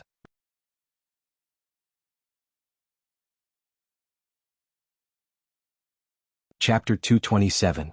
How could the old world be explained in a new way? Luo Nan faced this challenge the moment he unleashed his all-encompassing senses. He had to focus his attention to analyze the various basic information elements and rearrange their order. There was a period of time when he reached the state where he could no longer see a mountain and no longer see water. Living people, living emotions were all decomposed. For example, cat eyes. Luo Nan knew that she was afraid the moment he came into contact with her. And this living example would be decomposed by him into breathing, heartbeat, pupils, muscles, and even hormone secretion and conduction. He would then reconstruct them. He wanted to find a more concise, more essential special structure that was able to describe all kinds of people in all kinds of states. If it were anyone else, they would have been beaten senseless in front of such a huge amount of detailed material. They would have lost their ability to completely reconstruct things. They would have been no different from a lunatic at that time. Luonan was stupefied in the beginning. The radius of his mental senses extended to around 80 meters, covering Area A. His senses nearly collapsed. The large amount of detailed information was like a network virus. It flooded all of his sensors in a short period of time, congealing his neural network. The high-intensity stimulation in a short period of time caused him to experience serious neurological activity suppression. His cognitive abilities greatly deteriorated, and his IQ dropped by a level. Fortunately, Luonan had the support of the Shield of Truth. His nervous system and even his entire fleshly body had a substantial increase in endurance and recovery.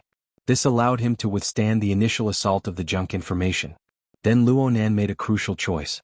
He temporarily gave up on everything on the purely material plane. He only paid attention to the mutual interference between the mental and material planes. In other words, the domain of life. This was probably around the time when Red Fox was yelling at Hiyuan to wipe his face and butt. Back then, Luonan just wanted to fight for his honor. He wanted to use the most outstanding results to complete Hiyuan's mission and shut up Red Fox's stinky mouth. According to the requirements of the mission, the most crucial thing was to find the hidden Ablatum Knights of the Order of Justice. Luonan's choice was forced by the situation. But it was precisely because of this that he unexpectedly broke through his blocked train of thought. The number of constellations increased endlessly.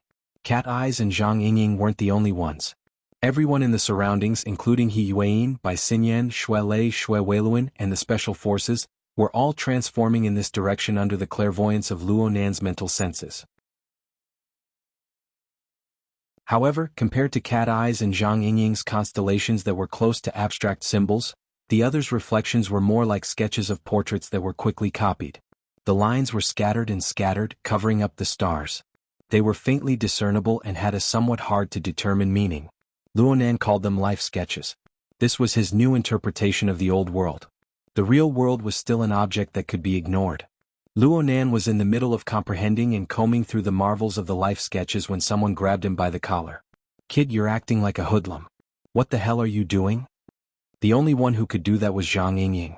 She finally broke free from Bai Xinyan's control and rushed forward to retaliate. She turned her face and asked Cat Eyes, "Kitty, are you all right?" Cat Eyes did not speak. She just lowered her eyes. The shadow of her flat-brimmed hat covered half her face. She did not look happy no matter how one looked at it. "Hey, are you guys done yet?" Papercut finally could not hold back from speaking in the encrypted channel. "This isn't the time to be flirting, right?"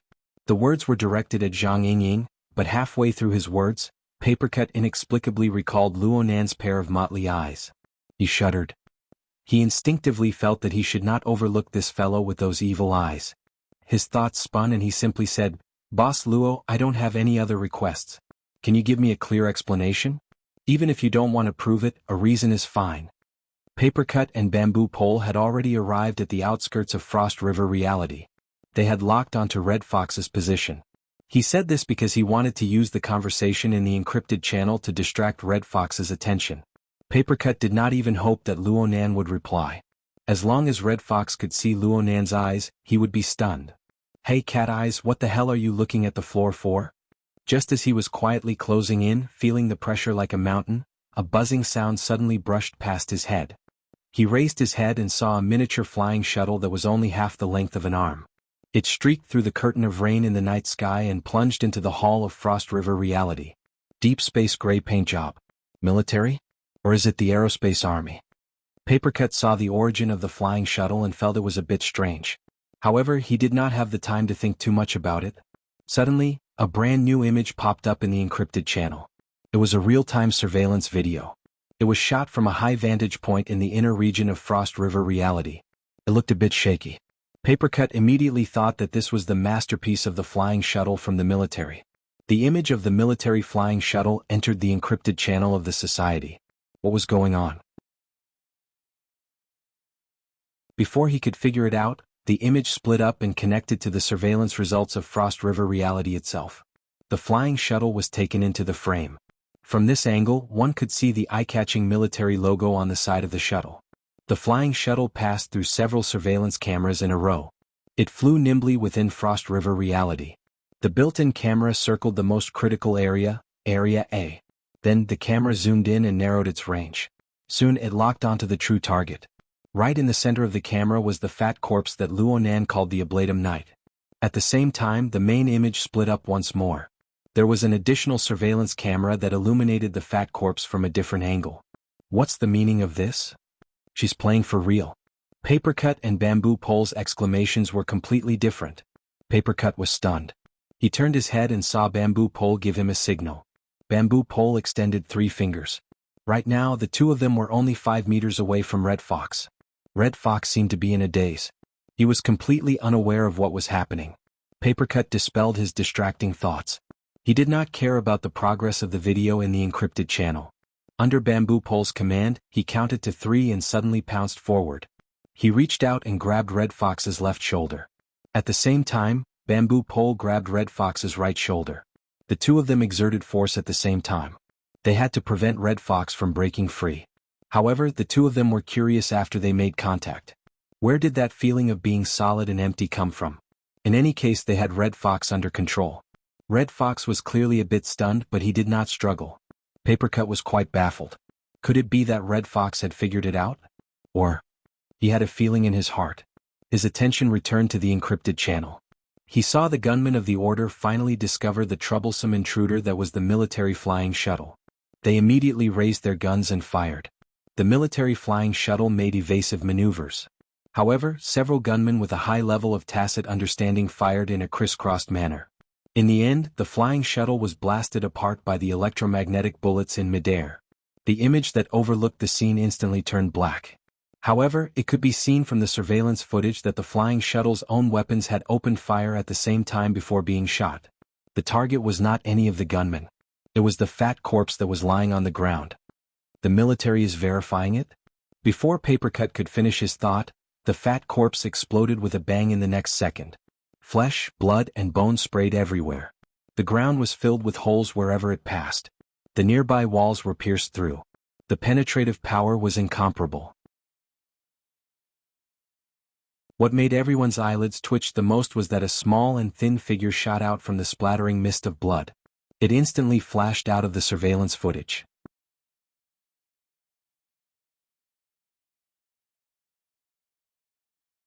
Chapter 228. What the hell? Papercut's exclamation was absolutely the thoughts of most people in the encrypted channel. Although the skinny figure was fast, there was not a single person in the encrypted channel who did not have sharp eyes and ears. They could clearly see the flickering changes of the figure. The skinny figure had clearly leaped out from the exploded corpse. The monitoring screen switched quickly. It switched continuously, but it only captured a fleeting afterimage. This situation persisted for around 3 to 5 seconds before the screen turned black once more. It was at this moment that all the monitoring screens were finished.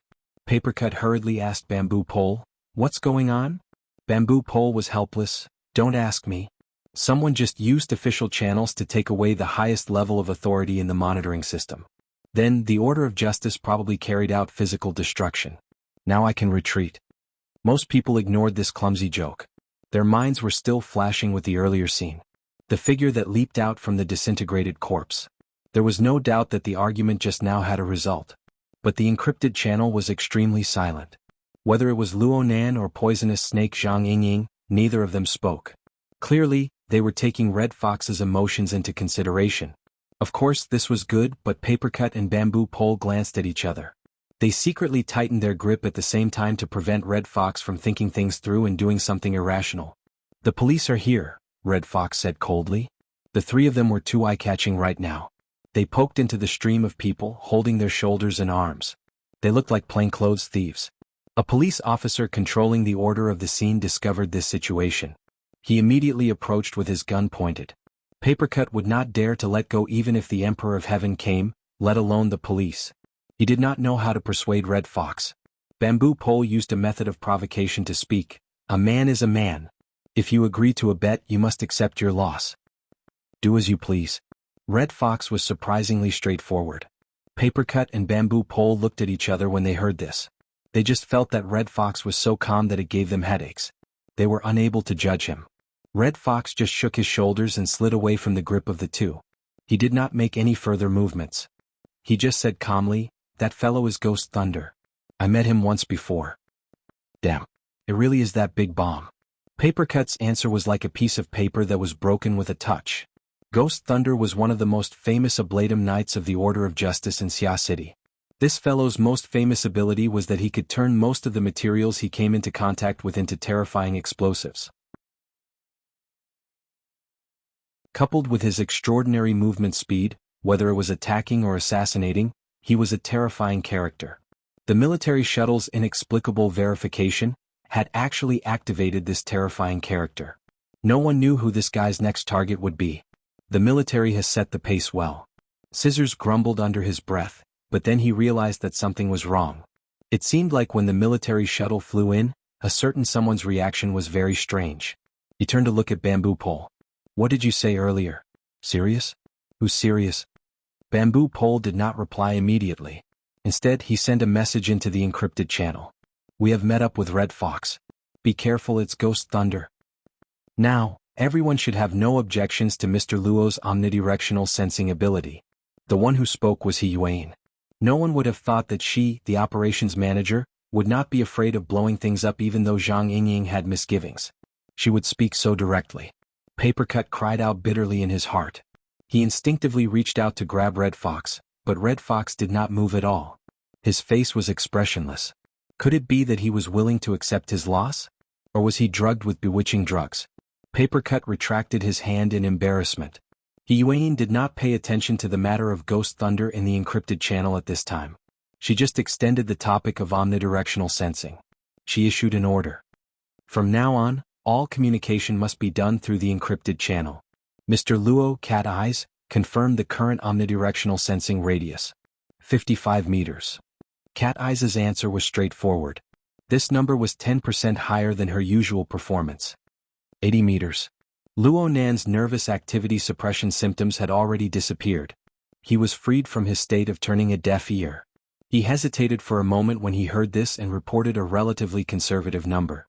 For the time being, Luo Nan was uncertain of He Yuan's mission requirements. He needed to be cautious. This was the limit of his ability to balance his life form in the purely material plane. He was a bit stronger than Cat Eyes, but he was far too lacking compared to the 500-meter sensing radius he had in his last operation. Sure enough, He Yuan was a bit surprised. 80 meters? Luo Nan was just about to explain when Zhang Yingying exposed the fact that she had violated the rules by looking up classified information. I remember that it was 500 meters in the briefing, but it was in an abnormal soul-attached state. Now that my body and soul are one, I can retain 16% of my sensing radius. Is the Shield of Truth really that useful? Luo Nan blinked. Was this number acceptable? He could not help but ask, what's the standard for 16%? Newbie. Zhang Yingying curled her lips in disgust, but she still explained, due to the limitations of the material plane, the normal sensing range of a mentally enhanced person in the state of body and soul as one has a huge gap when compared to the soul-attached, out-of-body state and other mental forms. Normally, a person who can reach 8% to 10% is considered qualified. On the other hand, for someone like Kat who specializes in perception, when she becomes an architect, she can casually go out-of-body state. It is possible for her sensing range to explosively increase by 10 or 20 times. At that time you won't be considered much. Cat Eyes did not respond to Zhang Yingying's praise. Luo Nan slowly nodded his head. He had a general understanding of his level and position. Zhang Yingying was right. The enhancement of the Shield of Truth played a crucial role in supporting his current sensing range. His sensing radius of 80 meters was achieved by relying on his strong physical body's endurance. However, Zhang Yingying had used the wrong data. Luo Nan's retention ratio wasn't 16%. It was 10% or even lower. Last time, Luo Nan's soul was in an out-of-body state. Thanks to the Wraith Sign's 2 consecutive sacrificial activities, Luo Nan's mental senses had reached a radius of 800 meters. Yesterday the Wraith Sign had successfully hunted, causing his soul power to rise once again. Perhaps the upper limit of his sensing range would increase a little, but he didn't dare to try it anymore. The current range of Luo Nan's natural senses was only around 10 meters. The upper limit of his senses was 800 meters and only 1.2% of his senses were retained. This was 6 to 7 times lower than the lower limit. It was simply too horrible to look at. It was clear to see just how far the imbalance between his body and soul had reached. The increase in physical strength was not something that could be done in a day. It could not be rushed. However, Luonan had reason to believe that even if the effects of the Shield of Truth disappeared in the future, his retention ratio would no longer hover at the level of 1%. Instead, it would increase by a considerable amount. As for how much it would increase, that would depend on his life sketch. It would depend on whether or not it was a reasonable and self-consistent new explanation of the old world. Right now, it looked like this was indeed a feasible direction. Draw a sketch. Refine a configuration. Use the most basic of points and lines to depict a rough and distinct life sketch. When the life sketch was simplified to its pinnacle, just like Cat Eyes and Zhang Yingying, every living being was depicted with concise points and lines. They were like groups of constellations on an ancient star atlas. They were shaken to various parts of the deep void, and with Luonan as the center, they revolved and cruised. And this star atlas was endlessly expanding deeper and wider.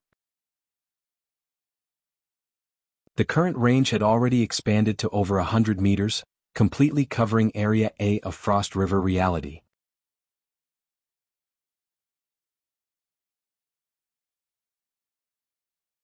Chapter 229. This was perhaps the clearest command He Yuan had issued since the beginning of tonight's operation.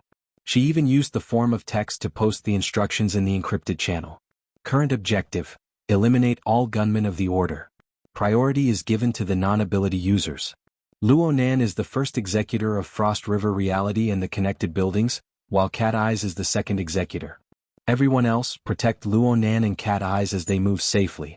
Ensure that the entire range of Luonan senses covers the entirety of Frost River reality and the connected buildings. What does that mean? The target itself was very clear, but not many people understood He Yuan's intentions. If he wanted to deal with the enemy, what about the Ablatum Knights of the Church?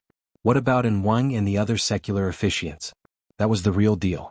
It's true that the opponent is currently focusing all his attention on Child, but do you really think he's a target when you make a move? I really don't know what He Yuan is thinking. Papercut turned his head to look at Bamboo Pole. You've been on a mission with the secretary before. Was she like this before? Papercut had already spoken rather tactfully. His true meaning was, why did this commander of the military's elite Deep Blue Walkers feel so unreliable? Bamboo Pole didn't say anything. He just smiled and tapped his ear, reminding him that He Yuan had already ordered all communication to be done through the encrypted channel set up by the Hexaear. As the commander, He Yuan issued an official order, and the encrypted channel immediately cleared up. Only the status of execution could be reported. To put it bluntly, this meant, from now on, everyone just focus on doing their job and don't talk nonsense. Next, He Yuan sent out even more specific orders and details within the encrypted channel. Luonan, Cat Eyes, and Xue Lei formed the inner circle. Xue Weiluan and the special police will follow standard operational procedures and execute a closed-loop defense. White Salt, Yingying, and I will coordinate with each other on the perimeter. We will cover our advance in the 10 o'clock direction. Outside of Frost River reality, Papercut, who possessed some basic tactical accomplishments, felt his scalp go numb following He Yuan's command. There was nothing much to say about his route of action. The 10 o'clock direction was roughly a 60-degree angle from the Chu He-Han boundary, between the private room area and the public arena. Then he moved sideways. The goal was very clear. It was to display Luonan's all-encompassing sensing ability to the greatest limit. He would cover the enemies in Area A while pulling apart the distance to react. This choice was very correct. The problem was the formation. The SWAT team's closed-loop defense was a tactical formation used in close-range anti-riot operations. It could be used to protect the target within the closed loop when facing the siege of a large number of thugs who did not have long-range killing weapons. But now He Yuan and the others were not only facing the cold-blooded gunmen of the Order, but also Ghost Thunder, who had a lot of long-range attacks. What would they do if they were hit in the middle by a high-explosive thunder fire? Just what was He Yuan thinking? While Papercut was dumbstruck, Bamboo Pole gestured for him to calm down and not be impatient. Bamboo Pole hinted at Red Fox, indicating that he could restrain himself right now. What about Papercut? At the moment, Bamboo Pole was still providing basic technical support for the logo. In order to avoid any accidents, he took the initiative to ask in the encrypted channel after he appeased Papercut, "Boss Luo, Can you confirm that the information conversion of the logo is normal? Luonan probably still wasn't used to this. 3 seconds passed before he said, "It's normal." Papercut scratched his head. He believed that quite a few of his companions who were participating in the operation were feeling the same way as him. Though there was certainly no one who doubted Luonan's sensing ability right now, this person was still too noob when it came to doing things. Bamboo Pole, on the other hand, was very patient. He explained one by one, "In order to ensure timely updates, I have already relinquished control rights. Right now you are the #1 controller. The secretary and kitten can mark the route and insert flags to make corrections. Have you played the classic Minesweeper before? That's what it means. Right now you can use telekinesis mode to reset the logo into the encrypted channel." Okay. Another 2 seconds passed, and the logo in the encrypted channel was finally reset. The logo was still based on the elevation of Frost River reality. It was densely covered with red and green dots. Those who had participated in the previous debate noticed that the location of the fat corpse no longer had a red dot. It looked like the specific content had been updated. Bamboo Pole gestured an OK to Papercut and Red Fox. He winked, indicating that the little fellow could still be saved. Red Fox's response was cold. Papercut smiled wryly. He felt that he had perfectly substituted himself into Red Fox's previous role. It was awkward no matter how he looked at it. Was he too neurotic? He tried to return to his previous peaceful state, but before Bamboo Pole could put down his hand, nearly half of the 16 or 17 red dots on the logo that represented the enemy were erased in a single breath. What's going on? Papercut felt very mystified. He nearly fainted. Even this can be mishandled? Right now, Hiyuan was marking the next course of action on the logo. The extending blue arrow clearly stopped. She seemed to be stunned by this sudden scene. The encrypted channel was deathly silent for a time until Luonan's voice rang out. He was clearly inexperienced, but he strove to be experienced. It was just like the soldier's report. 7 gunmen have been eliminated. Hiyuan? Cat eyes? ? Bamboo Pole? ! Papercut blurted out, "What the hell?" As for Red Fox, he smacked his fists against his palms, creating a crisp bang. Zhang Yingying had been bouncing around to warm up her body, preparing to deal with the upcoming fierce battle. She nearly sprained her ankle when Luonan's message came out. She rushed to support Bai Xinyan, turned her head and shouted, "Are you kidding me?" Everyone's reactions were different at this very moment. On the map, most of the motionless red dots suddenly became restless. Luonan's message continued to update while Cat Eyes added in a hoarse voice, "There are Ablatum Knights advancing toward us. 3 o'clock direction." They disappeared. The possibility of it being Ghost Thunder is extremely high. There are still 3 more behind them. Now 4. It was as if an invisible drum had exploded in the air. The situation that had been stagnant all this time suddenly entered a high-altitude stalling state. Nearly everyone could feel a dizziness that bordered on absurd. Hiyuan displayed her top-notch mental qualities at this moment. She did not waste words and gave another order, 10 o'clock direction. Yingying, hold down the pace. White Salt and I will protect the right flank. The instant her words fell, everyone's vision suddenly darkened. The spectators outside of Frost River reality cried out in alarm at the same time. At this moment, the focus of everyone's gazes, the triangular spaceship's power supply was cut off. The spaceship instantly darkened, and the interior of the spaceship was pitch black in comparison to the spotlights outside. Only a second or two passed before the cries of alarm scattered. This was because the darkness did not just cover Frost River reality. It spread to the 3 connected buildings at an inconceivable speed.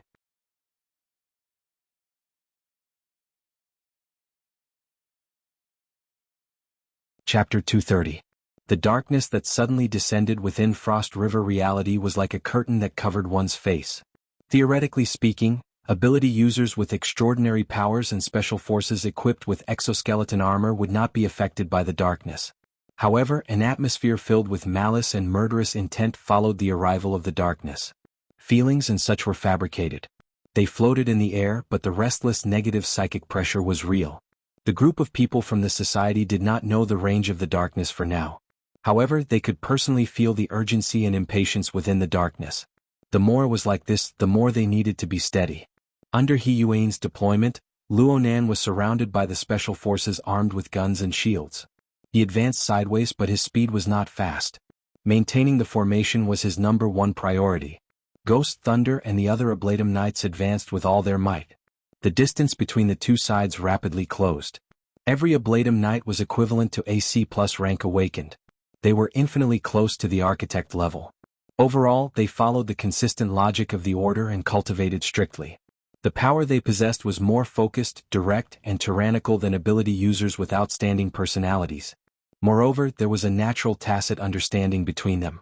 When the 4 Ablatum Knights turned their attention to the Society's team at the same time, their malice intertwined with each other and blended with the darkness. It was like an incorporeal and brutal evil beast that roared soundlessly. At this moment, the format pyramid on the bodies of Xue Weiluan, his father, and the special forces shook at the same time. They were like candlelight in the wind, nearly extinguished. All of the attacks followed the flow of energy and information. Several firecrackers exploded on Luo Nan's mental plane. The attacks on the mental plane disturbed the structure of his body and soul. Luo Nan's feet were a bit messed up. Then Cat Eyes and Xue Lei grabbed his arms one after the other. They supported him as he moved. Cat Eyes did not say a word. Xue Lei whispered, "Nanster, are you okay?" Luo Nan shook his head. The enemy's response was very decisive. They immediately changed directions and advanced. They coordinated with the power outage and used the darkness to launch a powerful attack. It was filled with the feeling of planning. The faintly discernible feeling of discomfort that had been present ever since he left the luxurious room appeared once more. But this time, the feeling of indescribable inexplicable had lessened. The constellations circling within his mental senses were clearly revealing something. Luo Nan used a brand new perspective to analyze this dark and subtle hidden information. The most fundamental purpose of drawing the life sketches was to come up with a new explanation of the world in a dimension that was most suitable for him. He wanted to establish an axis and establish rules. Because of this, when Luo Nan drew these life sketches and pieced them together to form a marvelous starry sky, large amounts of chaotic information no longer rushed at him like a swarm of bees. Instead, they revolved around each constellation, interacting with each other. Only after a buffering and combing process was Luo Nan able to selectively extract the information. Such a model was also very crude. Compared to the feedback he received when his soul left his body in an out-of-body state, it was even more inferior. Many meaningful details would certainly be left out, and there would be a lot of redundancy at the same time. But in the end, it was an effective method of explanation, and it was most suited to Luo Nan's reality. It didn't matter what sort of secret methods the other party used. As long as they were effective against Luo Nan would be able to sense them. Naturally, there would be a new explanation for them on this star atlas. They would be incorporated into Luo Nan's rules, making it convenient for him to finally trace the source and lock onto the target. Originally, the information was very vague, but as the 4 Ablatum Knights advanced like a hurricane, Luo Nan's mind was filled with warning bells, and he was able to see things more clearly. In his eyes, the darkness was the background of the profound void. Dozens of constellations and hundreds of thousands of stars were circling back and forth. Now they were rapidly approaching and clashing with each other, bringing an unprecedented brilliance to the star map that had been relatively still. It formed an interesting contrast with the restless negative spiritual pressure on the plane of reality. Everyone's life sketches were different. They appeared in the form of constellations. Some were simple, some were complex, some were clear and some were blurry. Zhang Yingying and Cat Eyes were simple and clear. He already had a relatively deep understanding of them in the past. He Yuan and Bai Xinyan were powerful and their configurations were exquisite and exquisite. With his current level of analysis, there were naturally more areas that were vague and ambiguous. As for the 4 Ablatum Knights represented by Ghost Thunder, they were strong and had deep enmity towards him. It was even more difficult for them to draw it clearly. Within Luo Nan's mental senses, the 4 knights, one in front and the other 3 at the back, were like 4 balls of nebula dust that had exploded in deep space. They came pouncing over. The collision on the star map level was a bit faster than the collision on the plane of reality. And when the two sides of the blurry chaos collided, the nodes and lines that were originally not very clear were purged of the dense fog. They suddenly became much clearer. As the star map changed, He Yuan, who was protecting the flank, issued an order, "White salt, cover." Just as her voice fell, the ceiling above the pitch-black sky exploded with a rumble. The decorative planks shattered in the explosion, turning into shrapnel that splashed in all directions. The special police officers were well trained. The shield-bearers raised their shields at the same time, blocking the space above them. Clanging sounds rang out for a time. There were even a few popping sounds of explosions mixed in with the subtle cracking sounds of the shield structure being damaged. The explosion-proof shields could block the inner ring, but they were useless against He Yuan, Bai Xinyan, and Zhang Yingying, who were roaming around the outer ring. Zhang Yingying was fine. She took 2 quick steps to the front and evaded it. The remaining 2 were within the range of the explosive shrapnel, and their reactions were completely different. Bai Xinyan's movement speed did not change at all. It was just that a cold wave suddenly rose from her body, sweeping through the air. Any shrapnel or explosive lightning was instantly frozen. Even the corresponding kinetic energy was stripped away. They rustled like snow falling to the ground. Such an unscientific spectacle nearly made the eyes of the special police officers pop out of their sockets. Only now did they understand the meaning behind He Yuan's so-called cover. As for He Yuan, she did not retreat when the cold wave flooded the darkness. Instead, she advanced. Her figure could still be seen with her first step. Her second step was blurred and distorted. By the time she took her third step, her figure had completely disappeared. Only a brilliant arc of light sliced through the darkness. And the arc of light was already 30 meters away. Right now, the average distance between the 4 Ablatum Knights and the team was only around 40 meters. Right now, He Yuan had clearly killed her way to the front of the enemy's pouncing formation. If she was even the slightest bit sluggish, there would be a fatal risk of being attacked from all sides by the enemy. But the arc of light was far too fast. They didn't have the time to truly worry about anything. The brilliant arc of light suddenly flashed and extinguished. Practically no sound could be heard as the arc of light flickered and extinguished. But a certain constellation immediately fell apart in Luonan's perception on the star atlas. It dimmed and disappeared. It was only at this time that the people with the sharpest ears were barely able to hear the sound of blood splattering within the dark air. Shuelei drew a cold breath to the side. A kill in 10 steps. Cat Eye's voice was hoarse within the encrypted channel. Ghost Thunder killed confirmed. The channel was a sheet of silence until He Yuan issued a new order. 12 o'clock direction. Accelerate. Following the order, Zhang Yingying, who was in front, did not utter a word. She turned around and sped up. And at the edge of the darkness where the team met, He Yuan's figure appeared. She continued to protect the flank as if nothing had happened before. If there was any change, it would be that she shot a glance toward the center of the formation. Her target was not Luonan but Shuelei, who had just lost his voice.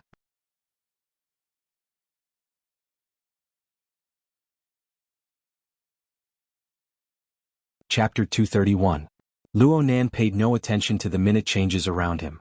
His entire mind was focused on the changes in the star atlas. The instant He Yuan killed Ghost Thunder with a single slash, she also cut open the layer of hazy nebula dust surrounding Ghost Thunder. Before Ghost Thunder died, his constellation finally appeared clearly. Even though it soon dimmed and disappeared, the internal structure of the constellation was still a good reference for Luonan to analyze the other Ablatum Knights of the same order. In the blink of an eye, Luonan's star atlas became much clearer.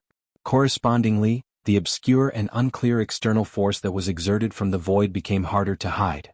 Luonan could see from the star atlas that the force was secretly interacting with the assault formation of the 4 Ablatum Knights. However, Ghost Thunder, who was at the front, was killed with a single slash. The force, which was still being deployed, was thrown into chaos. It struggled a few times before it finally scattered. Oh crap! Luonan began to worry for the other side. The force was actually quite considerable, but it leaned towards the mental plane. In order to be effective on the material plane, one needed to find a more suitable entry point for interference. Therefore, it had not been able to truly move down. It just circulated and spiraled, accumulating power in preparation for a thunderous strike. In terms of judgment, awareness, and techniques for accumulating power, He Yuan was 1,000 times more professional than Huang Bingjin, who had been shoved into a corner. However, the other side clearly had bad luck. It was not easy for them to have the opportunity to interfere through the use of the 4 Ablatum Knights. However, He Yuan's frighteningly powerful slash had struck their weak spot. They had probably already suffered a backlash, causing the accumulated power to collapse and scatter in all directions. It was not a big deal for this considerable power to scatter, but it was a disruption to the overall situation of Frost River reality. The special police officers around Luonan were clearly wearing thermostatic exoskeleton armors, but they were shivering. They were affected by the corrosion of this scattered power. But soon the nearly extinguished format pyramid on everyone's chests lit up once more. It was repaired and perfected, cleanly expelling this inexplicable chill. Your reaction is quite fast this time. Bai Xinyan gave a light praise in the channel. She took the opportunity to ask, your body is fine, right? Is there a time limit to the blessing of the Shield of Truth? It should be fine. Luo Nan responded casually. Most of his mind was still focused on the Star Atlas. The timely addition of the format pyramid's augmentation wasn't due to his fast reaction. Instead, it was because he was trying his best to maintain the star chart that he had drawn with great difficulty. Why was Luo Nan worried for the enemy? It was all because the effects of the energy dissipation were too annoying. In the next few seconds, Frost River reality was a scene of chaos. The trapped citizens were already terrified and restless in the darkness.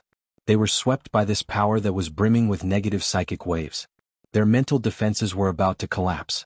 For a time, screams and wails rang out in Area A. Even when the gunmen went on a killing spree, it was not as miserable as this. If the hearts of the people became unstable, the life sketches would also be affected. Luo Nan had been mulling over whether or not he should give a boost to everyone within the range of his senses, but it was too late in the end. Stabilizing the souls of almost 100 people and sorting out their auras in the midst of the rampaging negative spiritual waves was beyond his ability. In the end, the star map couldn't help but shake violently. Luo Nan felt that all the stars were trembling. There were many phenomena of displacement. The structures that had appeared before were all deforming. This destroyed nearly half of Luo Nan's efforts. Damn it. Luo Nan could not help but curse. What's going on over there? Shui Lei's gaze glanced at He Yuan a few times. In the end, he could not help but ask in a low voice. Right now, his ears were filled with screams and wails. He could not stand this atmosphere. He would rather have a few powerful enemies jump out and fight with his life on the line. But at this time, the Ablatum Knights were intimidated by He Yuan's ghost-like blade techniques and the collapse of the augmentation behind them. They hesitated to move forward, and the team advanced incomparably smoothly. Luo Nan shook his head, temporarily dispelling the vexation in his mind. He sent a message in the encrypted channel, comforting Shui Lei and reporting the situation of his observations. It's nothing for now. It's just that someone is up to no good, but Secretary He / caused a backlash. His power has gone out of control. He can't cause any substantial damage. There were no more than 3 people in the entire team who could truly understand Luo Nan's words. However, no one doubted Luo Nan's words anymore after his successive highlights. Instead, they were affected by his train of thought. Most of them guessed and pondered. And at this time, Cat Eyes reported, my range of perception has been affected. Right now, it has a radius of 38 meters. Mr. Luo? He Yuan immediately looked for Luo Nan to confirm. Luo Nan did a rough scan. Though the Star Atlas had yet to dissipate, the range of his perception was not greatly affected. The positions of every Ablatum Knight were within his grasp. He immediately said, my side is fine. Zhang Yingying jumped out, how much is fine? 80 meters? The number Luo Nan reported was the same as before. In fact, the radius of his perception on the life plane had already broken through 120 meters. And it was still expanding at a pace that was neither too fast nor too slow. Oh, hold on. Did I make a mistake? Luo Nan's train of thought suddenly deviated while Zhang Yingying was still sighing with emotion. How strange. The more I look at you, the more I feel that your all-encompassing perception is abnormal. Why are you always able to see things that others can't? Is it because of the psychic's abilities mixed in? The level is very high. The perspective is different. Cat Eyes gave Luo Nan a rare positive evaluation from the side. And this was the result of her constant observation. The direction of application is different. Bai Xinyan joined in the discussion. Cat's long-range perception is closely coordinated with her body technique. Student Luo Nan seems to be more focused on pure observation. Of course, it's easier for him to be disconnected. Yes, the direction is different. Luo Nan suddenly responded.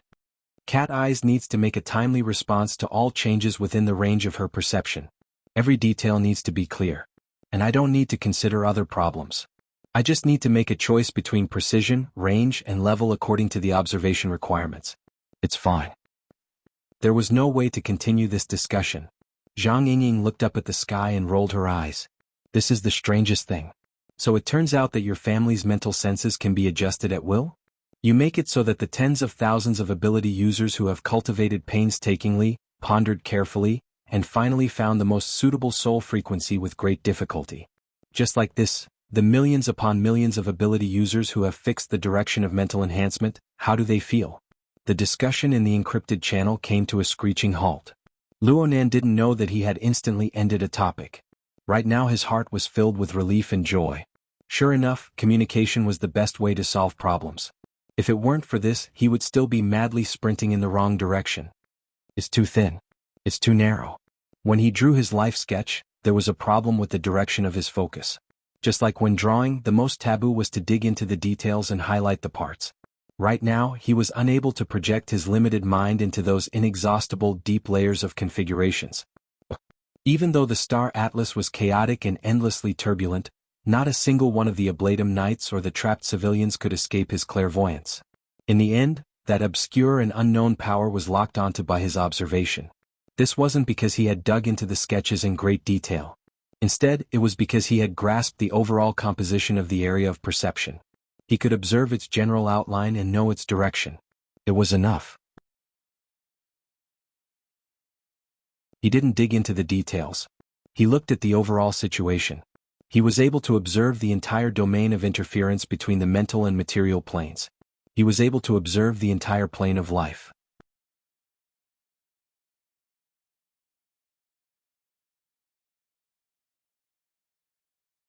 Chapter 232. In order to understand the whole, one must first see. Simply see. Luonan's previous clairvoyance mode could not break away from the pattern of the old explanation. He had to honestly expand his domain step by step. He had to consider the body's ability to endure and process enormous amounts of information. But after changing to a new explanation, it was still a sketch to begin with. It was a general impression of the whole. It was a recreation of one's feelings and memories. One only needed to grasp one or two characteristics of life dynamics and use simple brushwork to synthesize them. This was the difference between sketching and sketching. It was the difference between meticulous brushwork and freehand brushwork. Luonan summarized life sketches into sketches and configurations. Sketches should be the first. This was the core of the whole train of thought. It was the true direction of application. Before the composition of the whole was confirmed, no matter how real the details were, they could be distorted and absurd when viewed as a whole. Just like the chaotic star atlas outside his body right now. The whole. The whole. Luonan emphasized to himself in a hypnotic manner. He closed his eyes, opened them and then closed them again. Through this method he forgot all of his old-fashioned modes of observation. He let his thoughts and consciousness expand outwards, to higher heights, to further places and to wider places. At this moment, the range of his clairvoyance was like a contracting and expanding heart. It was like the rising and falling tide. Contracting, expanding, rising, falling. The frequency of the conversion grew faster and faster. The range of conversion grew larger and larger. Suddenly, some indescribable limit was broken. It was like a great river bursting its banks, overflowing in all directions. It was like an iron mold shattering. There was no longer any fixed pattern. There was an instant when Luonan felt that his body and soul were about to scatter into the void. Only when the dark chains trembled and the power of the "My Heart's a Prison" format appeared did Luonan retract. It was also in this instant that the range of Luonan's mental senses recovered to the peak value of his out-of-body state. It reached 800 meters. In a few breaths of time, the radius exceeded a kilometer and it was still expanding. The entire Frost River reality, including the 3 buildings that supported the amusement park, and even some of the surrounding areas were all within the range of his clairvoyance. Blurry constellations appeared one after another. Everyone within Frost River reality was not limited to the people by Luonan's side. This included Fairchild, Baze, the 7 Ablatum Knights, and nearly 100 trapped citizens. Then there were the people outside of Frost River reality. There were even the police officers on the 3 bearing buildings. There were tens of thousands of spectators. There were stars as bright as diamonds in the constellation system. There were also shadows that were hard to see. There were even dark clouds that were hazy and turbid. The shadows were of inanimate objects. The shadows were of inanimate objects. The shadows were of inanimate objects, and it was difficult to analyze them. Although he didn't try his best to depict it, there was a wonderful connection between motion and stillness, between inanimate objects and life, between the known and the unknown. Light and shadow intertwined. Light and dark corresponded. illusory and real interacted with each other. Under their interaction, the boundaries between each constellation, shadow, and dark cloud gradually blurred. They intertwined with each other, but their trajectories were clear. The Dharma and logos were in harmony. Finally, they turned into an endless winding galaxy that spread out. Without a doubt, this was the most profound and vast picture Luo Nan had ever drawn in his entire life. It contained layers and mysteries that were hard to fathom. If it was possible, Luo Nan really wanted to be intoxicated by it. He wanted to ponder over every detail. But today he would no longer sink into it. He just used an independent, transcendent, wondrous perspective to capture and draw the outline of the structure of this star river. Overall, it was more appropriate to use the word star river to describe this feeling. It was as if Luo Nan was standing at the center of an enormous galaxy. The starlight was sparse in the area he was in, but 3 enormous and bright spiral arms unfolded in his surroundings. These arms accurately represented the number of living beings in Frost River reality and the 3 buildings. However, there was a hazy dark cloud entrenched at the top of each of the 3 spiral arms. It blocked the starlight. The 3 dark clouds were connected to each other, outlining a turbid domain of darkness. The domain pressed heavily above the star river. There were even many penetrations. It was difficult to see the true appearance of the inside.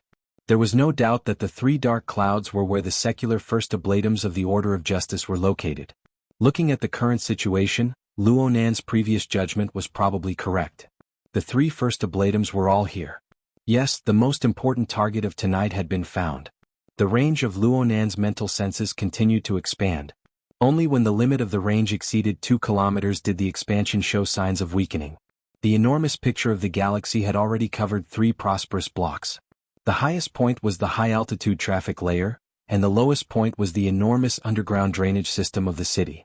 There were tens of thousands of life sketches that represented living beings, and it was hard to count the number of stars.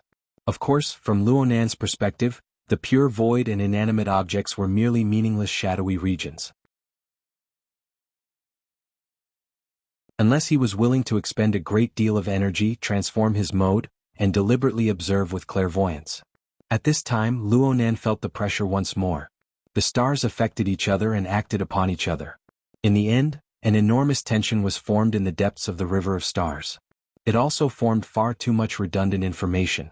In addition, the greater the size, the greater the level of contact and the amount of information received would naturally increase. Even if he didn't actively sense it, the enormous life level of Xia City's metropolitan area was like a myriad of galaxies in the deep sky, shining light over. Luo Nan pondered for a moment. He took the initiative to reduce the radius of his senses to 1,500 meters. Then he continued to shrink it back. In the end it reached a kilometer or so. It just so happened to include the entirety of Frost River reality and the conjoined skyscrapers within it. Now that it had stabilized, there was enough margin left. The brilliant Milky Way flowed silently, the light of the stars parted, and the shadows shifted. Luo Nan maintained a vague and subtle connection with the faintly unending starlight projection in the distance. As the range of his clairvoyance was determined, the expanding power was retracted. His detailed senses began to become more sensitive, and the interaction between them began to fine-tune. It even spontaneously affected the subtle discordant areas. Luo Nan didn't need to observe it directly to tear apart many areas of chaos. However, the dark clouds located at the top of the 3 skyscrapers were still thick and stable. It was hard to observe them. Well, at least 2 of them were like this. As for the other one, there was an excessive accumulation, but there was a lack of thickness. Why was it a bit familiar? Luo Nan had a plan in mind. He temporarily withdrew his mind and naturally reached into his pocket. His mind was free of distractions. He completely forgot that his arms were being held by Shuele and Cat Eyes. He didn't manage to reach the right spot. His forearm swung down and he swung it far away. He smacked a plump and elastic spot and there was a faint sound. Cat Eyes instantly turned her head to this side. Even though they were in the darkness and the brim of her hat covered them, her eyes still flickered with a cold light. It was so piercing that Luo Nan couldn't help but squint his eyes. However, the most important thing was to take out the object. Though his hand felt like the fabric of his pants, it wasn't his pocket. Luo Nan was rubbed twice nearby, but he was unable to pull his arm back. He could only speak to Cat Eyes. "You let go. I'll take the object." At this moment, Luo Nan seemed to feel Cat Eyes tighten her grip on his arm slightly. But in the end she didn't say anything. She just let go of his hand. Luonan finally reached into his pocket and took out the metal box. He weighed it in his hand. Cat Eye's hand noiselessly returned to his arm at this time. She continued to support him, and she spoke in a husky voice that was rarely heard. "Do you need help?" Luonan looked at Cat Eyes once more. Her eyes were still as bright and cold as before, but there was an unfathomable curve to the corner of her lips that was blurry in the darkness. Her lips hooked up slightly. It was quite contradictory, but there was a novel feeling that Luonan had never felt before. Luonan looked at her, and he had the urge to immediately pick up his brush and draw.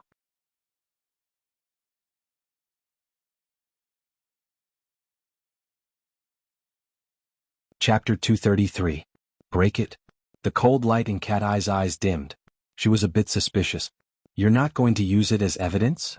Luonan blinked again, but he had already drafted a script in his mind. He said, "Yes. I suspect that this toy has been tampered with. The enemy has used it to establish a snake nest and lock onto our position." Many people raised their eyebrows as soon as he said this. Luonan's words had violated He Yuan's request. His words had entered the ears of others. But no one was paying attention to this right now. "Is that so?" Zhang Yingying turned her head in curiosity. Think back to the previous time. If the secretary hadn't killed Ghost Thunder with a single slash and affected the enemy's methods, they might have already made their move. At least this is what I feel. Luonan relied on the little bit of credibility he had just established to speak without thinking. In the end his logic was a mess. But now there were people who believed him. Zhang Yingying's eyes went wide. "Then why haven't you thrown it away yet?" "We have to break it first, right?" "Humph, Fairchild gave this to you. If he comes back and denounces you, will he?" Luonan's astonished expression defeated everything. Zhang Yingying waved her hand. "Forget it. Since you say so, watch me." Her voice had just fallen when a clear sound rang in everyone's ears. It was like the trembling of a wind chime. It was pleasing to the ear and heart. Luonan's hand trembled slightly. He saw this rather thick metal box silently split into two halves. A weak electric flame flickered and then disappeared without a trace. The split was right above his thumb and forefinger. A bit of cold air seeped into his skin. It was as if a sharp and invisible blade had cut across his skin. Luonan could not help but stare with wide eyes. His body sank a bit. There was absolutely no problem with applying for a severed limb. "No need to thank me." Zhang Yingying beamed and waved her hand. "Still not throwing it away? It should be fine." Luonan was speechless towards Zhang Yingying. He just replied without thinking. But his mind stirred and he added, "I don't know who the first to blade him was. It looks like he's pretty average." Ghost Thunder's death completely severed the subsequent changes. Zhang Yingying could not help but roll her eyes. No matter how average he was still a clear oath first to blade him. In terms of strength he was able to crush everyone here except He Yuan and Bai Xinyan. Just as these words reached the tip of his tongue, a flat voice rang out from the side. "Of the three first ablatums of the Order of Justice in Xia City, and Qingli is probably the one whose words are truthful. He's the youngest and he relies on his ancestors. His great-uncle is in Wang. And Qingli?" Just as Zhang Yingying was about to interrupt, He Yuan coldly shot her a glance and pointed at her earlobe. Clearly he was reminding them not to violate his request and chat casually. What a double standard. The boss is the boss. Zhang Yingying sent a thumbs-up emoji in the encrypted channel, her sarcasm overflowing. Luonan was very surprised. He looked stupidly at He Yuan. No one should have understood the purpose of what he had just said, but He Yuan had cooperated seamlessly with him. If that person was really in Qingli, then the effect of those two sentences would be many times better than his. He Yuan turned her gaze over and gave a slight nod. Luonan did not have the time to think in detail. His mind stirred slightly. He looked at He Yuan, but on the plane of his splendid galaxy form, the dark cloud that he had locked onto long ago surged. It had already lost its steadiness and now it was surging and churning. Although its aura was astonishing, it could not compare to the other two majestic and solemn performances. Moreover, this dark cloud was splitting off streams of turbid undercurrents. They rushed in the direction of Frost River reality and seeped down. Luonan already felt a chill while the dark cloud was still circling and accumulating energy. The other's target was this place. Their malice was clear, but they were clearly impatient and angry. The color of their emotions appeared within Luonan's clairvoyance. The matter could not be delayed. Luo Nan casually tossed away the metal box that had already been cut in half. His mind scattered into the surrounding dark air. The metal box contained the consumables needed to create the human-faced arachnid. It was useless to take it out by itself. It would only dirty his hands. But as long as he had a matching computer and printer, he could form complex and clear written materials. Luo Nan was probably the best companion in this small area of Xia City. At least from the current situation, the Order of Justice's research on the human-faced arachnid was not any deeper than his. The ink was currently drifting away into nothingness. Other people were unable to sense it, but Luo Nan's soul strength gathered it noiselessly. He needed it twice, but he still felt a bit awkward. His consciousness sunk into the external neuron and he opened the format pyramid interface. Through this interface he could communicate with the Wraith Sign, who was several dozen kilometers away. He did not need the Wraith Sign to do anything. It just needed to stay there and be a model for him. However, he never expected that the Wraith Sign would be captured through the original format pyramid system. He had just set up the Galaxy Clairvoyance system to receive information from the Wraith Sign. The range of Luo Nan's clairvoyance could not reach that far, but it was just as he had sensed before. The larger the volume, the richer the information received. The Wraith Sign was not a living being. The depths of its structure were a mass of primal chaos. There was no life sketch to speak of. However, the structure of the primal chaos formed an obscure shadow under the illumination of other starlight and under the pull of the format pyramid system. The shadow was projected over a great distance. The power of a simple projection was too small. It could not be of much use, but it was a very good model. Luo Nan originally just wanted to follow the structure of the Wraith Sign. He wanted to copy it and make a low-level imitation. But this way he simply threw the consumables into the projection. This way it would be an authorized high imitation, right? It was not that simple to duplicate the human-faced arachnid. Huang Bingjun followed the methods of the order and collected the so-called consumables. They were merely of the lowest level. The current Wraith Sign was too lazy to even glance at them. No matter how high an imitation was, it was just a likeness. Its functions were simplified and its power was ordinary. But Luo Nan felt that it was enough. Not long after, a human-faced arachnid that was closer to the original form of the burning wraith floated in the air. In terms of efficiency, the Order's methods were far inferior. Aside from Luo Nan, no one could see the human-faced arachnid right now. The mental plane was endlessly deep and had many layers of structure. It was like layers upon layers of dark curtains. From the human-faced arachnid, it was the best hiding place. Even Cat Eyes, who specialized in perception, or even He Yuan and Bai Xinyan, would find it hard to reach the deeper regions. But Luo Nan's mental senses were able to probe the deeper regions from the very beginning. He was completely different from other people. Perhaps it was because his mental senses were purely for the sake of observation? Under the control of Luo Nan's consciousness, the low-level human-faced arachnid noiselessly infiltrated the void. Not long after, it followed the spiral arm of the galaxy and arrived at the edge of the surging dark cloud.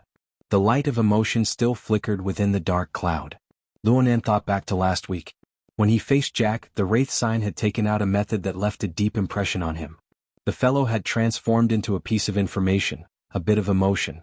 It had seeped into Jack's thoughts, pushing forward layer by layer, all the way to the depths of Jack's soul. Clearly, the human-faced arachnid had a similar instinct. Luo Nan did not have high expectations for the low-level version.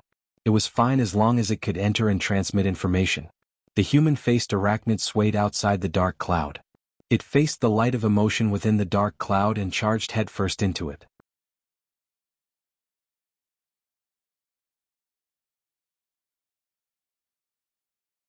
Chapter 234.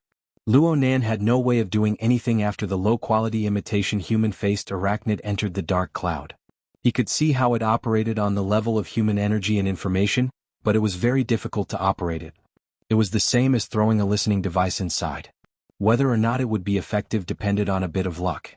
Right now, the spiral arm of the dark cloud was smeared with complex emotions. It was like a swaying poisonous mushroom, but it was not completely transparent.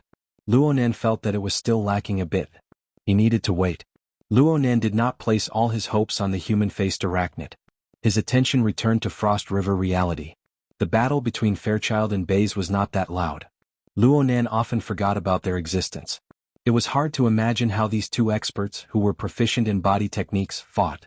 However, when the Galaxy Clairvoyance system was set up, it was impossible for Luo Nan to ignore it even if he wanted to. This was because the brightest cluster of stars was right there. This was a very interesting phenomenon. The most eye-catching constellation in Luonan's life sketch was that of Fairchild. Luonan wanted to successfully analyze Fairchild's super strength. It was an impossible task. However, Fairchild had revealed to Luonan the profundities of the mutual interference between the mental and material planes. Fairchild's body was grand and imposing. There was little concealment, so Fairchild's life sketch was clearly displayed. It was obviously impossible to simplify it to the level of cat eyes. However, its structure was complex and it lit up many stars. As a result, Luonan could sense an astonishing brightness and sense of existence amidst the splendid galaxy. It was because of Fairchild that the 8 Ablatum nights, including bays, were affected. The nebula dust that covered their bodies would be torn off from time to time, exposing some of the deeper mysteries. Luonan pondered. Through this, he could use it as a reference to pry into the Order of Justice's first ablatum. He just needed a bit more time. But at this time He Yuan issued a new order in the encrypted channel. 1 o'clock direction, 50 meters. Go through exit number 3. Luonan and the others who had been moving forward discovered that they had unknowingly arrived at another exit of Frost River reality. This exit was connected to the bearing building. They could enter Block B of the connected building from here. In other words, they would be able to leave this dangerous area that they had been in for a long time. Zhang Yingying, who was leading the way, couldn't help but say in the channel, "Hey, aren't there still 100 people who can't be saved?" He Yuan replied, "The mission target is the Order's gunmen. Luonan already killed them all, okay? There are at least 10 people inside the 3 buildings." From the current intelligence, other than the Officiant and the Ablatum Knights, there were still 3 to 4 groups of people in the Order that were not under control. Yulon Hotel has confirmed that it's the sniper team. There are also operation teams in the 3 surrounding buildings. Zhang Yingying had been curious about this question for a long time. Finally, she couldn't help but ask, what's the point of killing the gunmen? First Ablatums and Ablatum Knights are the real deal. The gunmen will cause more civilian casualties.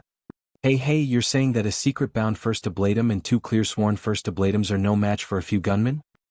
For now, yes. After a few consecutive questions and answers, Zhang Yingying was very dissatisfied with He Yuan's answers.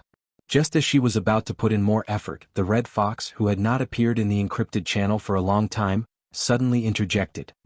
The direct interference of the mentally enhanced with the material plane is rather limited before becoming an extraordinary. The direct killing power of a mental storm may not be comparable to a metal bullet. And the First Ablatum's weapons are currently at Frost River reality. They are under Fairchild's control. This makes it very difficult for the First Ablatum's energy to deviate by a large margin. He Yuan continued Red Fox's message. Right now there are at least 30 to 50,000 citizens in the 3 buildings. These people can't take fright. If a stampede were to occur, the consequences would be unthinkable. To accomplish this, the gunmen just need to pull the trigger. And we can't afford to pay this price. Luonan had to admit that He Yuan and Red Fox's words made some sense. However, the 2 of them had just been bickering with each other and now they were singing the same tune. How could the other people who had their own standpoints endure this? Luonan was a bit embarrassed. Compared to He Yuan and Red Fox's train of thought, his thoughts were a bit too presumptuous. Even if he drew out the life sketches of the 3 First Ablatums, it would not be of any substantial help in resolving the current situation. Then should he adjust and search for the gunmen? But this would require a large increase in the precision of his senses. Luonan realized that he might not have this ability. While Luonan was thinking about his own conundrum, Zhang Yingying's thoughts were more practical. How long would it take to circle the 3 buildings? He Yuan answered as if it were a matter of course, we are only responsible for building B. The military will be responsible for buildings A and C. The encrypted channel was immediately shocked. Papercut asked, the military? The military is personally taking action? Oh right, that flying shuttle just now. Zhang Yingying also shouted, I knew it. How could there be such a coincidence? You were the one who gave the order to prove Ghost Thunder, right? Did you use your personal connections? He Yuan herself had a solid military background. This was no secret in the society. However, aside from her military accomplishments, she rarely displayed her personal connections during her time in the society. This sudden mention really caught people off guard. He Yuan did not immediately respond to this question. Zhang Yingying would not let her go. Hey, wouldn't bringing in the military complicate the situation? Secretary He? He Yuan was 2 seconds late. Then she said, it's official cooperation. He Yuan no longer paid attention to this topic. She directly said, enter building B in half a minute. Red Fox, Bamboo Pole and Paper Cut are still responsible for Yulan. Pay attention. According to the requirements, we need to deal with the gunman within 300 seconds. A countdown interface was added to the encrypted channel at the same time the information was transmitted. Right now there were only 295 seconds left. The sudden addition of elements made everyone stunned. Papercut was faced with this unreasonable mission. He said in astonishment, we'll need more than this amount of time to run back. Right when he was doubtful, Red Fox turned around and left without a word. Bamboo Pole pulled him and sped up to catch up. It was as if Papercut had just woken up from a dream. He increased the force of his feet, but he still wanted to ask, it's not even 5 minutes. What if we can't do it? We'll implement the emergency plan in 285 seconds. It's impossible to predict what will happen when the time comes. Speed up. He Yuan urged the team to advance quickly. At the same time, she laid out the next steps of the operation. After Special Police Squadron 2 enters Building B, you will be responsible for guiding and maintaining order. Everyone else, with the floor you entered as the boundary, Mr. Luo, Inying, and White Salt will form a team and head down. Cat Eyes and I will form a team and head up. Quickly search and deal with the gunmen. Contact them at any time. After 270 seconds, regardless of whether the mission is completed or not, we will immediately descend from a high altitude and leave the range of the triangular building complex. Every time she mentioned the number of seconds, it was in coordination with the countdown interface. She reminded everyone that the arrangements were constantly consuming time. The group of people were doing their best to digest this information when He Yuan specifically said to Luo Nan, Mr. Luo, you must focus your energy. Don't get distracted. Luo Nan was stunned when he heard the hidden meaning in her words. But at this time he faintly heard a piece of information. It seemed to be a sigh of regret, but it also seemed to be a mockery.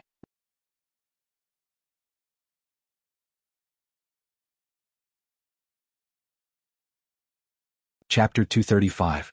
Luo Nan's mind suddenly slanted. This piece of information that had no head or tail did not originate from any member of the team. It did not seem to be directed at any member of the team either. It just soared through the air and reverberated within his mind.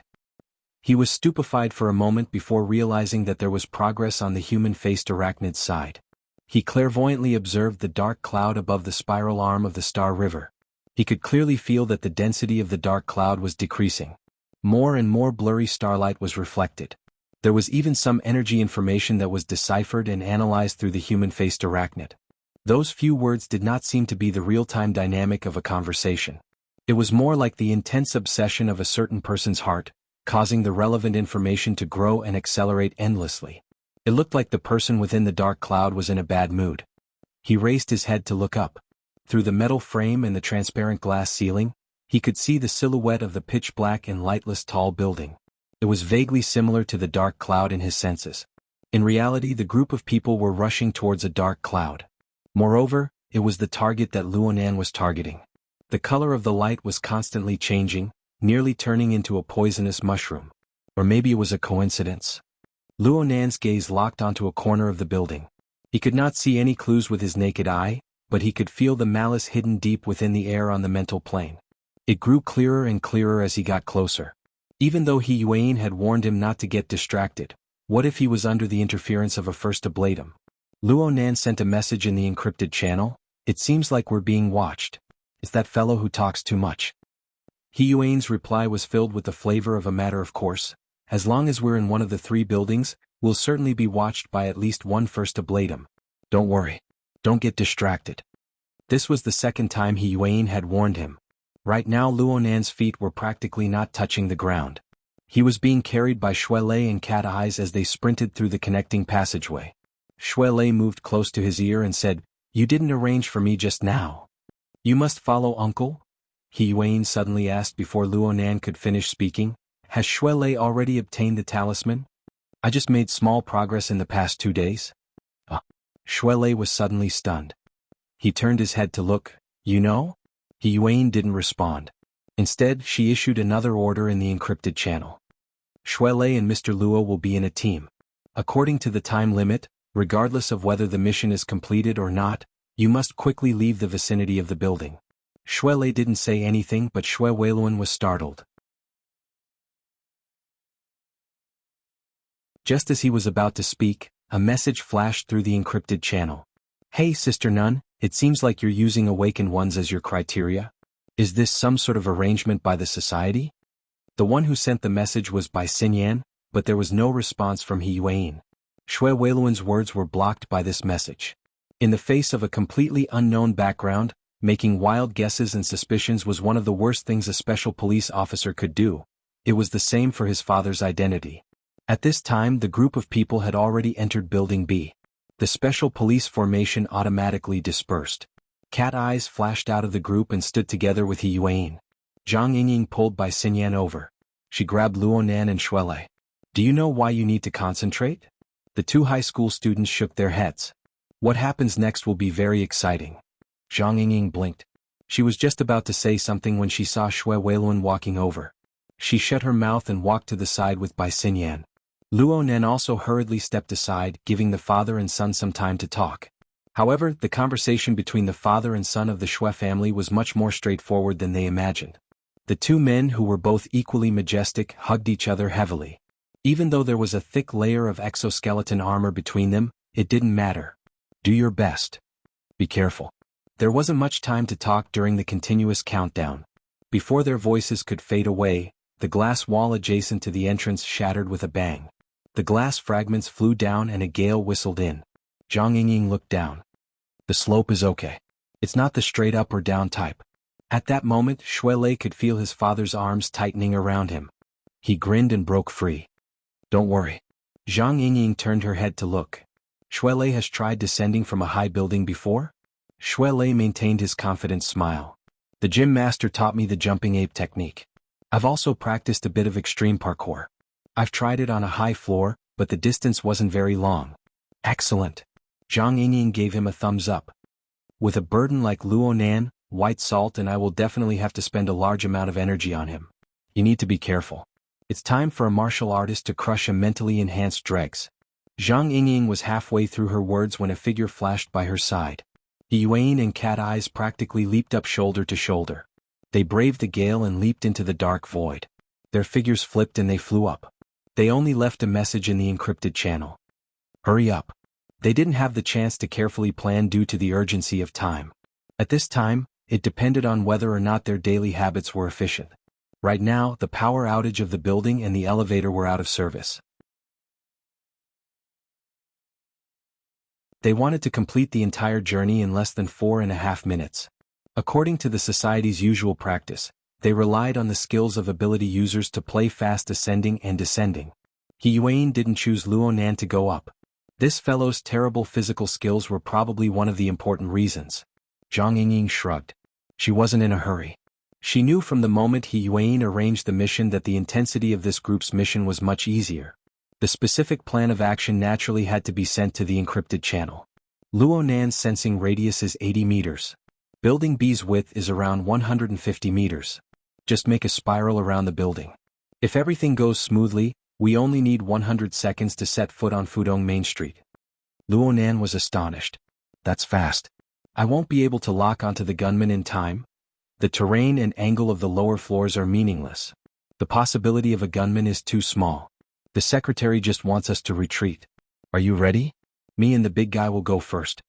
Shui Lei shuddered. The confident smile on his face was a bit stiff. But no matter what, he couldn't let others, especially his father, see this. It would only cause him to worry. He silently recited the mnemonic that the gym master had personally taught him. Transform the water and fire into a discipline. He began to encourage himself. I'm different from normal people. I'm really different. Chen Xiaolin's face miraculously flashed in his mind. Then it dissipated like a bubble. The yin and yang within his body rose and fell. His body, which had been eroded by the gale within the darkness, recovered its warmth. The little bit of hesitation and absent-mindedness melted away into nothing. Shui Lei was even more certain that he was born for this sort of scene. He tilted his head slightly and locked gazes with Luonan beside him. This was the friend who had drawn him into this wonderful world. The two punched each other. Let's go. As Shui Lei shouted, he leaped into the dark void outside. Zhang Yingying also leaped out of the building at practically the same time as him. Then came Bai Xinyan, who was holding onto Luo Nan's waist with one arm. Shui Weiluan followed closely behind them. He stuck his head out to look and just happened to see his son. His son was more agile than any ape or monkey. His long arms slapped the glass wall a few times to borrow strength. It was as if he was riding a skateboard as he flew all the way down. Several figures quickly disappeared into the curtain of night.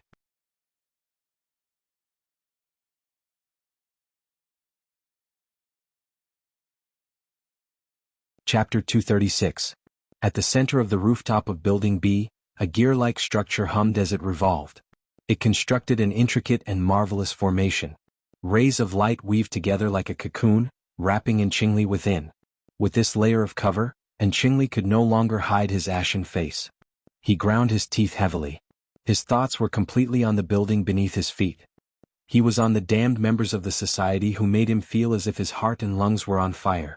As a sworn first ablatum, he could be considered a mentally enhanced in a certain sense. However, his mental senses were never his forte. He needed to use the divination domain to lock onto a target several hundred meters away, separated by several dozen layers of reinforced concrete. However, as long as his consciousness existed in the divine play domain for a moment, Wang's evaluation seemed to linger in his mind. How unsightly. Wang's words were as light and subtle as usual. They were worth pondering. But this time, the most superficial meaning was enough to make Qingli feel as if he had been slapped in the face. His entire face was wooden.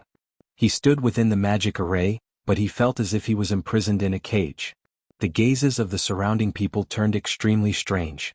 Actually, the priests and members of the order were far from being able to access information from the divination domain.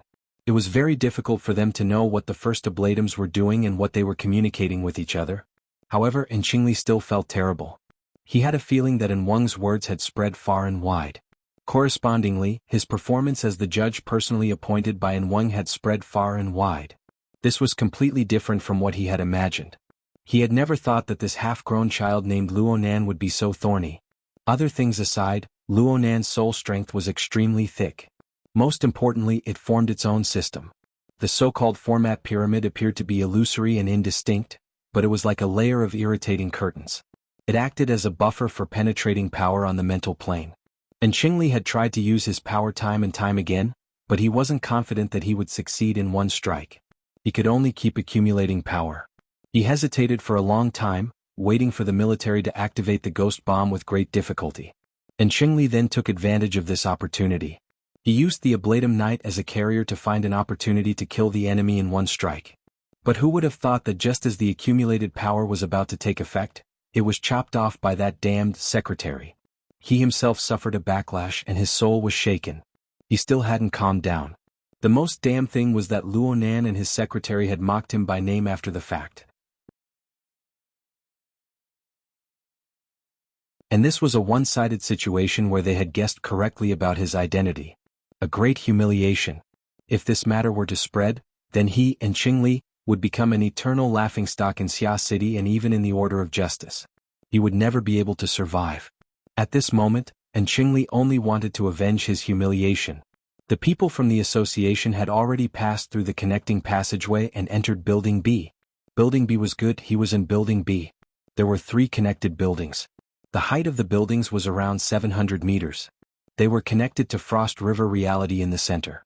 Following the arrival of Luo Nan's group, the straight-line distance between the two sides had already shrunk to less than 400 meters. The enemy had even divided their forces. A heaven-sent opportunity. Qingli began to mobilize the power of the divination domain.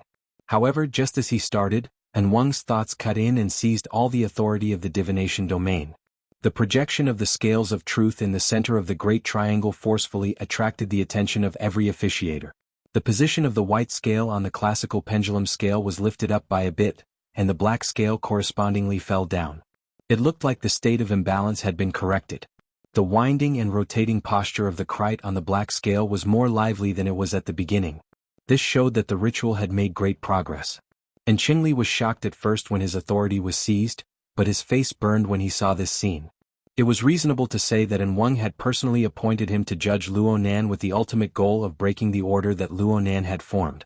He wanted to release the elements of pain and chaos and make the scales of truth reach equilibrium. Now that there was great progress and Qingli should be happy. But the problem was how much of this was due to him.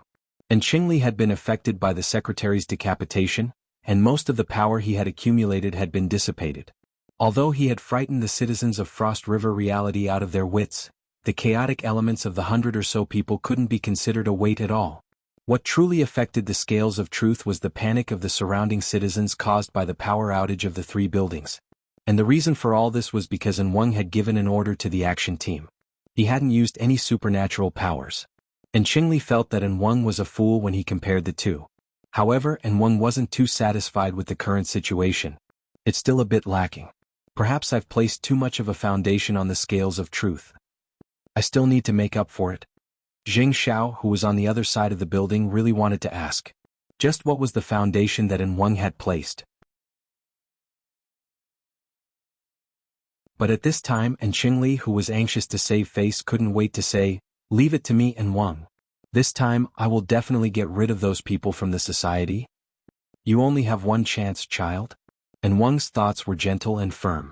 Only those familiar with him knew that the deepest layer of his thoughts was a callousness akin to an iceberg at the bottom of the sea. Mending the pen after the sheep is lost is not a flock of sheep, but a fence. Its purpose is none other than order. As Wang spoke, the scene under the projection of the scales of truth quickly changed.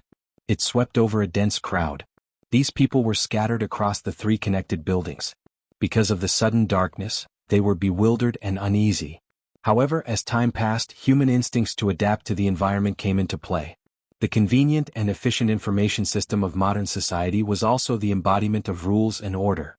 As the government sent targeted information to all the trapped citizens and instructed them to evacuate, the panic of the people gradually subsided. Tens of thousands of citizens were evacuated from the fire escape and emergency evacuation exits. In modern metropolises, high-rise commercial buildings were often connected by high-altitude stairs and conveyor belts. They were like long vines that extended and entangled in a primeval forest. This also made it convenient for evacuation during emergencies. At this time, people were flowing out of these tunnels like ants. Due to the proper distribution of information, the overall situation was quite stable. However, this also caused the imbalance of the scales of truth to become more serious. Seeing the white scales move down again, not to mention Jing Xiao, even Qingli, who hadn't been very focused all this time, couldn't help but divert some of his attention. If the imbalance couldn't be transformed into a balanced state, it meant that the spellcasting had failed.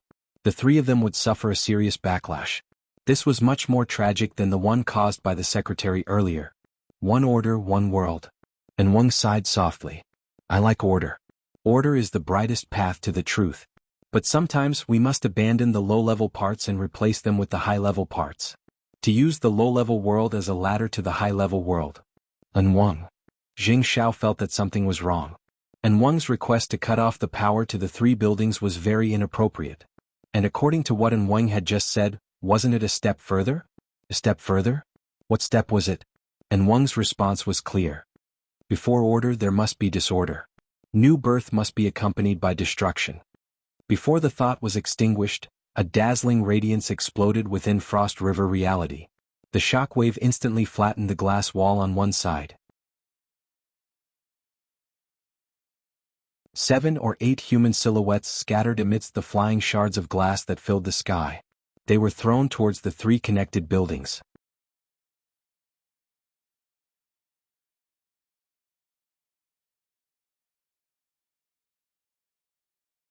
Chapter 237. Wang. Zheng Zhao's thoughts trembled. His emotions were panicked. He wanted to yell at Wang, "We've completely crossed the line."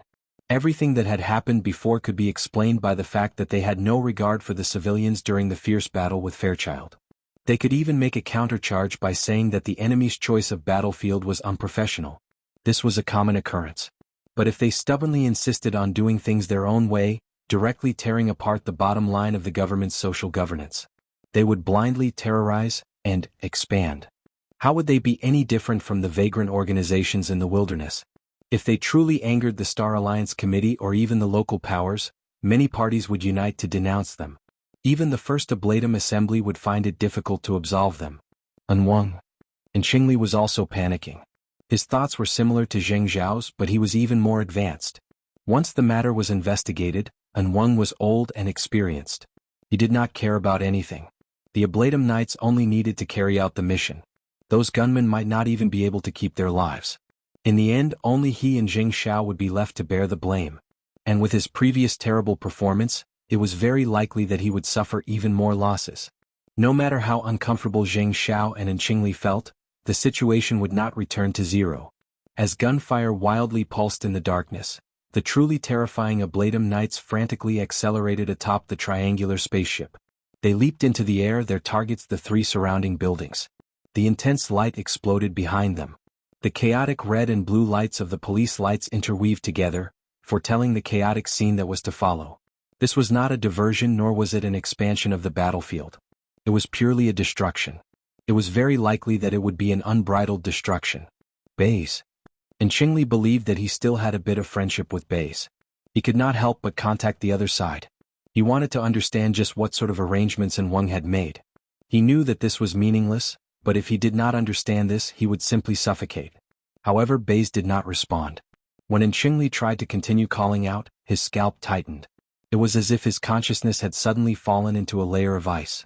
He could not send out any thoughts. Baze is currently much busier than you. Why don't you do something more meaningful?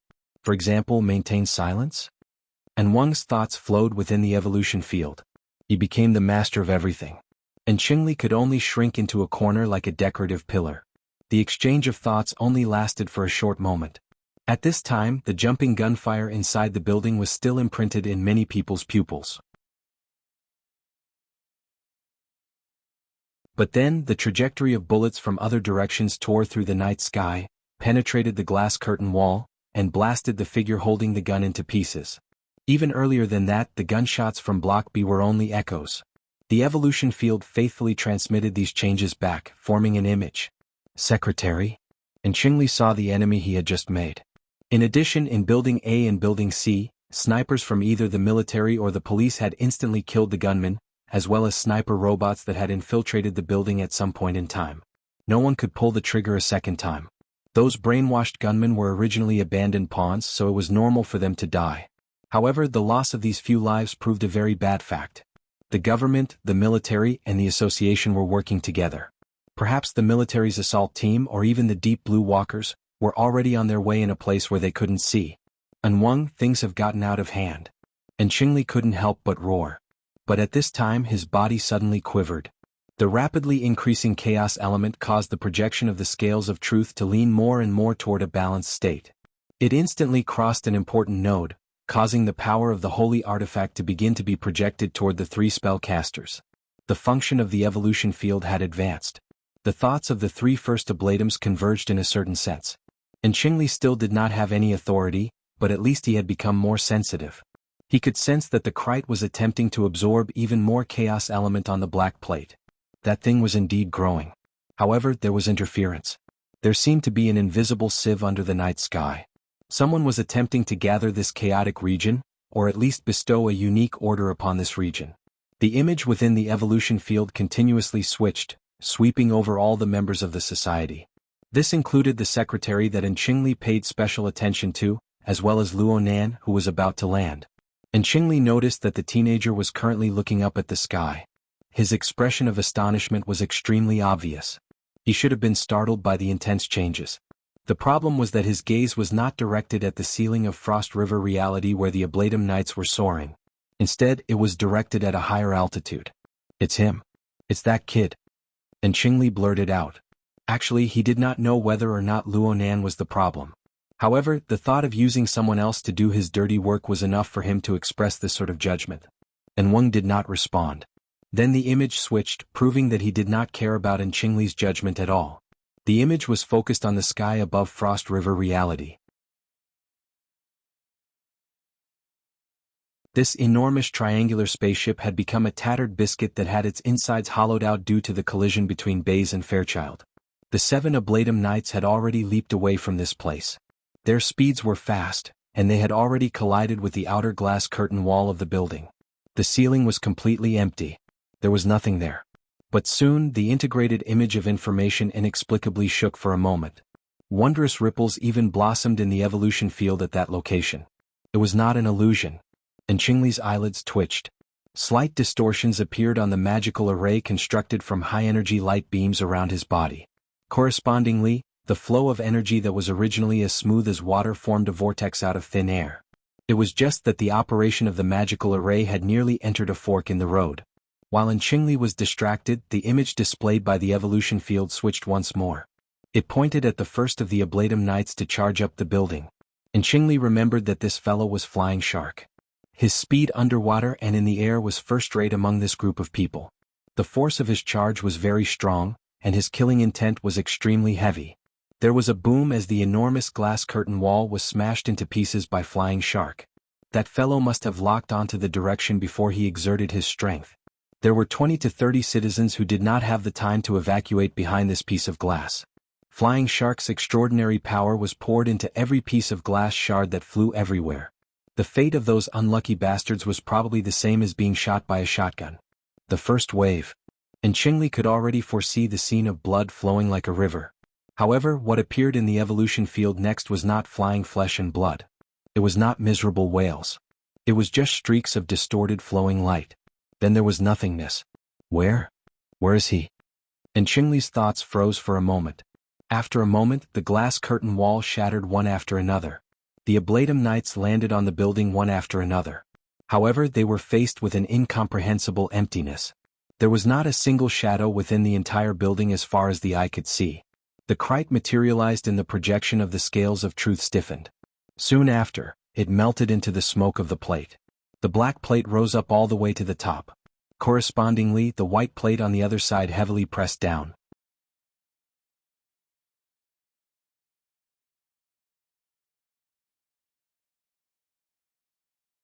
Chapter 238. Luo Nan and the others had just stepped onto the side road of Fudong Main Street when the shockwave enveloped the area around Frost River Reality. Just as Zhang Yingying had expected, there were no gunmen on the lower floors. The journey down was easy and pleasant, and it took them less than 100 seconds. They even had the time to think about it a little more.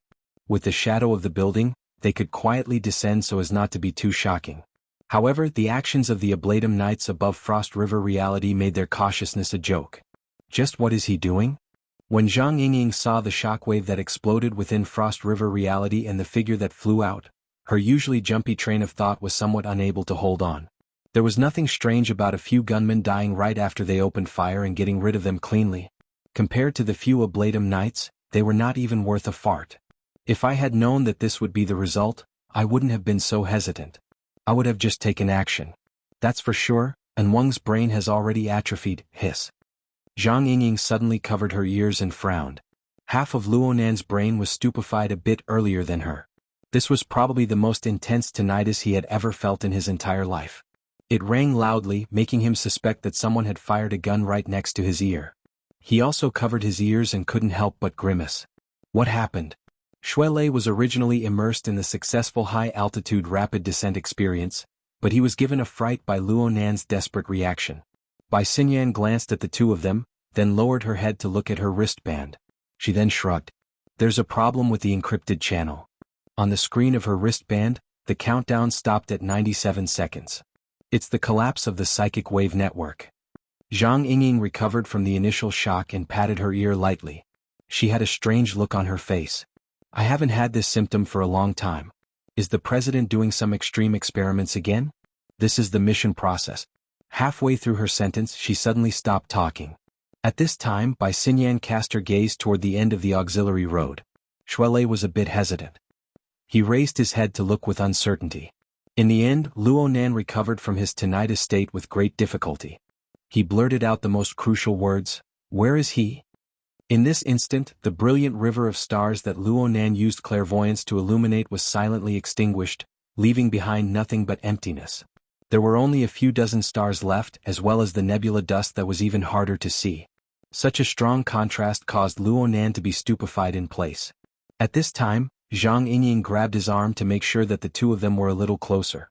Then she looked at Bai Xinyan and the few of them carefully walked out of the side road. At this time the night rain had not stopped.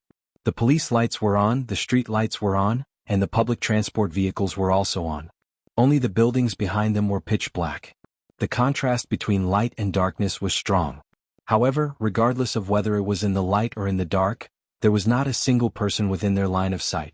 The entire street, the entire building complex, and even the blurry city under the curtain of rain were all empty and devoid of life. If there were strong people, they would be the Ablatum Knights who had just shattered the glass curtain wall. There was also Frost River reality, where Fairchild and Baze had suddenly engaged in a direct and violent confrontation. There was also the first Ablatum and his subordinates within the 3 dark clouds at the top of the building. These people took the form of constellations, nebula dust, and appeared on the plane of Luonan's mental clairvoyance. Compared to the vast and resplendent Star River from before, the sparseness was shocking. "Oh, I made a mistake." An inexplicable voice penetrated into Luonan's mind, and then the background noise suddenly became rich. A ripple seemed to streak past Luonan's eyes. He let out a cry, and his entire body seemed to be electrified. His vision blurred, and the dense starlight and the gloomy void transformed back and forth several times.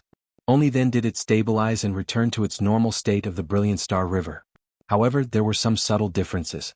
On the plane of reality, a dense mass of people appeared out of thin air. They rubbed shoulders with one another as they hurried past, submerging the small team of 4. Most of the people were far away from this area. They occasionally turned their heads to look at the pitch-black building, revealing expressions of confusion and suspicion. This was the scene that should have happened in reality. But what was that just now? "Hey, did you see that? Those Ablatum Knights. They're gone." Zhang Yingying's voice suddenly lowered. It was a bit hoarse. "There's also Fairchild and Baze." Bai Xinyan cast her gaze toward Frost River reality. There, the impact of the battle had strangely disappeared without a trace. All that was left was the broken outer wall of the building. Luonan added in his mind, "And the 3 first Ablatums on the top of the building. They're on the other side." Bai Xinyan muttered to herself for a few seconds before speaking softly, "It's like a legendary technique like spatial fault. They can intercept a segment of spacetime and replicate it. Or they can use the projection of the world. I've only heard that there are some extraordinaries who flaunt themselves as gods who possess this sort of nearly inexplicable spacetime ability." Spatial fault? Zhang Yingying had heard of this for a long time, but it was mostly in the works of fantasy. She could only spread her hands. Right now, the only known extraordinary in the entire city is the president. The gazes of the 2 beauties, each with their own characteristics, locked. Zhang Yingying subconsciously reached out to touch her ear. The encrypted channel had yet to be restored, and the chaos of the psychic wave network continued. However, as long as one wanted to understand the situation, one could still use the primitive method of using a wristband. Zhang Yingying began to make calls. She wanted to find someone to clarify things. Fault? Luonan, who was next to her, naturally heard the conversation between the 2 women. He blinked, and his consciousness flowed, permeating through the void. The brilliant Star River of his clairvoyance was still the same as before. There seemed to be nothing abnormal. However, after the experience he had just experienced, the greatest abnormality was that there was nothing abnormal. Due to the appearance of the spatial fault, the Ablatum Knights, Fairchild, the 3 first Ablatums, and the other members of the Order of Justice were all swallowed up. These people no longer existed on the plane of reality. Regardless of whether or not this was the work of that person, this change should be reflected in Luonan's mental senses. It was just like when he first entered the spatial fault and instantly sensed the change. However, the reality was that regardless of whether it was Fairchild's magnificent and dazzling constellation, the nebula dust of Baze and the other 8 Ablatum Knights, or the dark cloud formed by the 3 first Ablatums, all of them remained within the star atlas. There was just an additional layer of indescribable layers. The reason for this was that although Luonan's body had come out, his consciousness, or at least a portion of it, remained within the spatial fault. It carried out the work he was most familiar with. Observation. Luonan was simultaneously observing 2 worlds. They were independent of each other, yet they overlapped with each other. A brand new dimension was opened within the 3-dimensional structure of clairvoyance. It was a feeling that defied all human experience. It could only be sensed, but it could not be described. It was extremely bizarre, yet brilliant beyond compare. This was especially true when the 2 worlds, which appeared to be completely identical, overlapped with each other in reality. This gave Luonan an additional angle of observation. The dark cloud of dust, which was originally chaotic and unclear, became much clearer. Even though it was still difficult to refine a life sketch in the form of a constellation, it was still possible to draw an outline that was not too different from each other. It was more distinguishable from each other. And so, the dark cloud that affected observation gradually thinned and split apart, revealing the true faces of the three first oblatums of the Order of Justice. Soon Luonan found the one with the highest status. It was an old man wearing loose robes. He stood in the middle of the landing platform of Building A. His figure was thin and withered. He looked old and clumsy. Needless to say, this was Wang.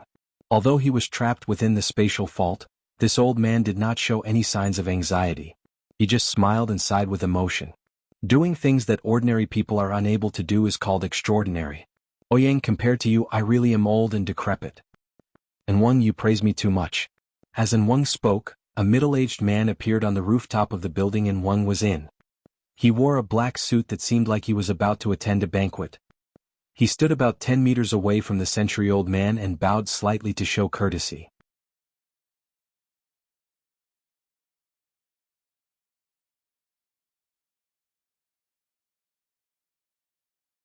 Chapter 239. Ouyang? President Ouyang Chen.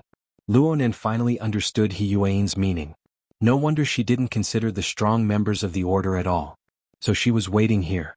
He had never truly seen Ouyang Chen before, but he had heard of this division president who taught ability users with the theory of internal logic, invented the hexaear, and established the psychic wave network.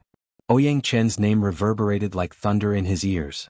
Now that he saw Ouyang Chen face to face, he felt that Ouyang Chen's image was quite consistent with his expectations. He didn't feel unfamiliar at all. And Wang and Ouyang Chen were even more familiar with each other. They had both been in Xia City for many years, keeping each other in check.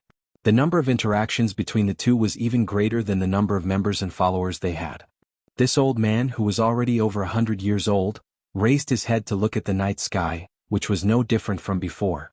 He muttered, "The logic world. I remember that you once discussed a similar concept with me. I was asking for guidance." Ouyang Chen was still modest and low-key. But I refused. And Wang reminisced about the past and was rather emotional.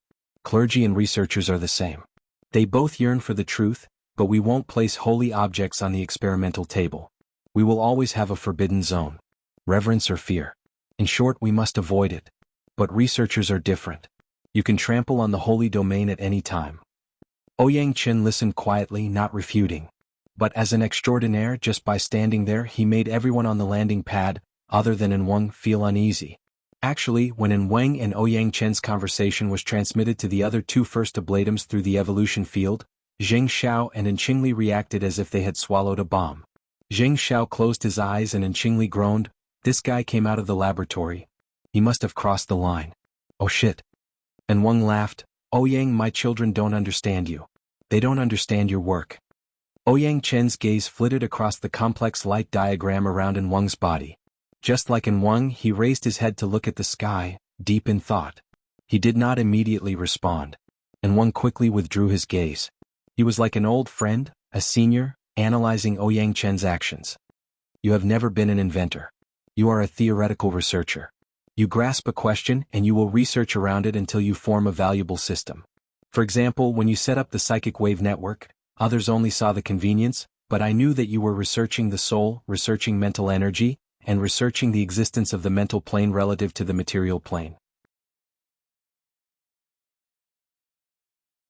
You wanted to figure out where the power that distorted reality came from." Ouyang Chen looked at the old man's mottled face and replied calmly, "This is what I've been pursuing. According to your church, it is the source of the world's revolution. Oh yes, the gate of truth is open." The fact that Wang had so easily said the keywords made the two first oblatum scalps tense. Was it really this old man who had not hesitated to shed all pretense of cordiality with child and pushed for the strategy of repairing the plank road in the open and crossing the Tsang in the dark? I feel like we are all a joke. On Zheng Zhao's side, Qingli once again contacted him through a private line. There's definitely something wrong with that old man's brain capacity. Or perhaps he simply doesn't take us seriously. We should think of a way. Zheng Xiao suddenly could not hear anything. This private line of communication had been inexplicably severed. At the same time, an ice-cold and penetrating intent cut through his nerves within the evolution field, slowly grinding them away. And Qingli's situation would only be worse than his. Zheng Xiao closed his eyes and then opened them again. There was no doubt that the old man had always known about this private line of communication between him and Qingli. He just turned a blind eye and let them play around. Perhaps Zheng Xiao should rejoice. Even in private communication, he had never spoken ill of Wang out of caution. But at this moment he was not only worried that the old man would dig up old debts, but he was also unable to understand why Wang had suddenly expressed his attitude in such a frank manner. What was the meaning behind this? Unbeknownst to him, Zheng Xiao's attention turned to the core of the evolution field, the projection of the scales of truth. The unbalanced state continued, but Zheng Xiao noticed that the white plate, which had been pressed down to the bottom, had lifted a little at some unknown time. The crite that had materialized on the black plate had also begun to recover its vitality. Then where was the opposing chaotic element? Zheng Xiao seemed to understand something in a daze, but the pressure on the mental plane had risen once again. It was ice cold and heavy, making it impossible for his thoughts to go any deeper. The conversation between Wang and Ouyang Chen was as warm as a spring breeze. No matter what, I can feel your accomplishments. Ouyang, you are attempting to redefine the laws of the material plane. Ouyang Chen shook his head slightly. If such a form truly exists, I hope that it can be reproduced. But up until now, all I have been able to do is create a plausible model, a tiny instance. At the very least, this is a battlefield where I can freely move my hands and feet. It is enough to reduce the impact on the secular world. Look, Fairchild and the others are having fun fighting. While Wang was speaking, Frost River reality was finally unable to withstand the bombardment of the two powerhouses. The connection between Frost River reality and Building A broke. A large half of the structure fell down. Fairchild and Baze's figures flew up at nearly the same time, smashing into Building A's body. Immediately, an even more powerful shockwave swept out. The glass walls of over 10 floors above and below were shattered with a loud rumble. Glass flew down like rain and the entire building seemed to shake. If this was the plane of reality, the casualties of the surrounding citizens would be in the hundreds or thousands. But now there was not a single person in the building. Even if it was completely demolished, it would not matter. The only thing they had to worry about was the church members on the rooftop. The confrontation between Fairchild and Baze grew more and more intense. Although Wang had taken the initiative to bring it up, his gaze was focused on Ouyang Chen for the majority of the time. He was extremely focused. Wang? It really is a very good design. Wang stared at Ouyang Chen and nodded slightly. You have maintained a very high degree of independence. You are mostly borrowing the existing objects of the material plane. The consumption is not much and the pressure you endure is not great. It is hard to imagine that this is a flawed product. Ouyang Chen smiled in response. So the possibility of it collapsing due to overload is very small. Wang does not need to think in this direction. Wang could not help but laugh when his thoughts were exposed in a single sentence. Ouyang, since you clearly know that this is an unsuccessful work, why don't you continue researching it? Stay in your laboratory and concentrate on it. Ignore the disturbances of society and let it proceed according to the established method. Wang, I am doing it according to the established method.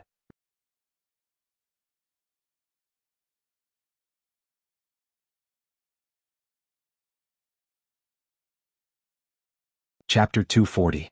The rooftop was silent for a few seconds. Wang began to shake his head. Ouyang. Ouyang. Your current appearance is far from being as convincing as the results of your experiments. Ouyang Chen maintained his gaze. Wang. Other than the teachings of your religion, no one can feel your sincerity. Wang's shriveled mouth opened wide. His surprisingly neat and pure white teeth cracked open into a crack. A low and hoarse laugh came from within. This is nothing. The affairs of the world are not driven by our exchanges. The decisive element is not truth or lies. It lies in the established facts. Ouyang, from the moment you establish the logic world, Xia City will not operate because of our attitudes. Do you want to make a bet? Ouyang Chen seriously considered it for a while. In the end, he sighed silently. I've only cut off the channel to gather chaos elements. I thought that the people at the first level of your order's first oblatums had already abandoned methods such as sacrificial sacrifice. Wang was still fine when these words were spoken, but the other two first oblatums on the rooftops of the other two skyscrapers looked as if they had been hit in the head with a stick. Zheng Xiao was speechless. He already had a premonition, but he was just suppressing it. Now that he was clear-headed, the impact was much smaller. And Qingli was the one who had truly been hit awake. He cried out involuntarily, What sacrificial sacrifice? And Qingli's telepathic thoughts had already cut into the evolution field before his voice faded away. He had never been an idiot. It was just that the consecutive setbacks in a short period of time had caused his mind to not be clear. He received Ouyang Chen's reminder, and looked at the changes in the projection of the scales of truth. The crucial point that he had overlooked before finally appeared clearly. We are in a spatial fault.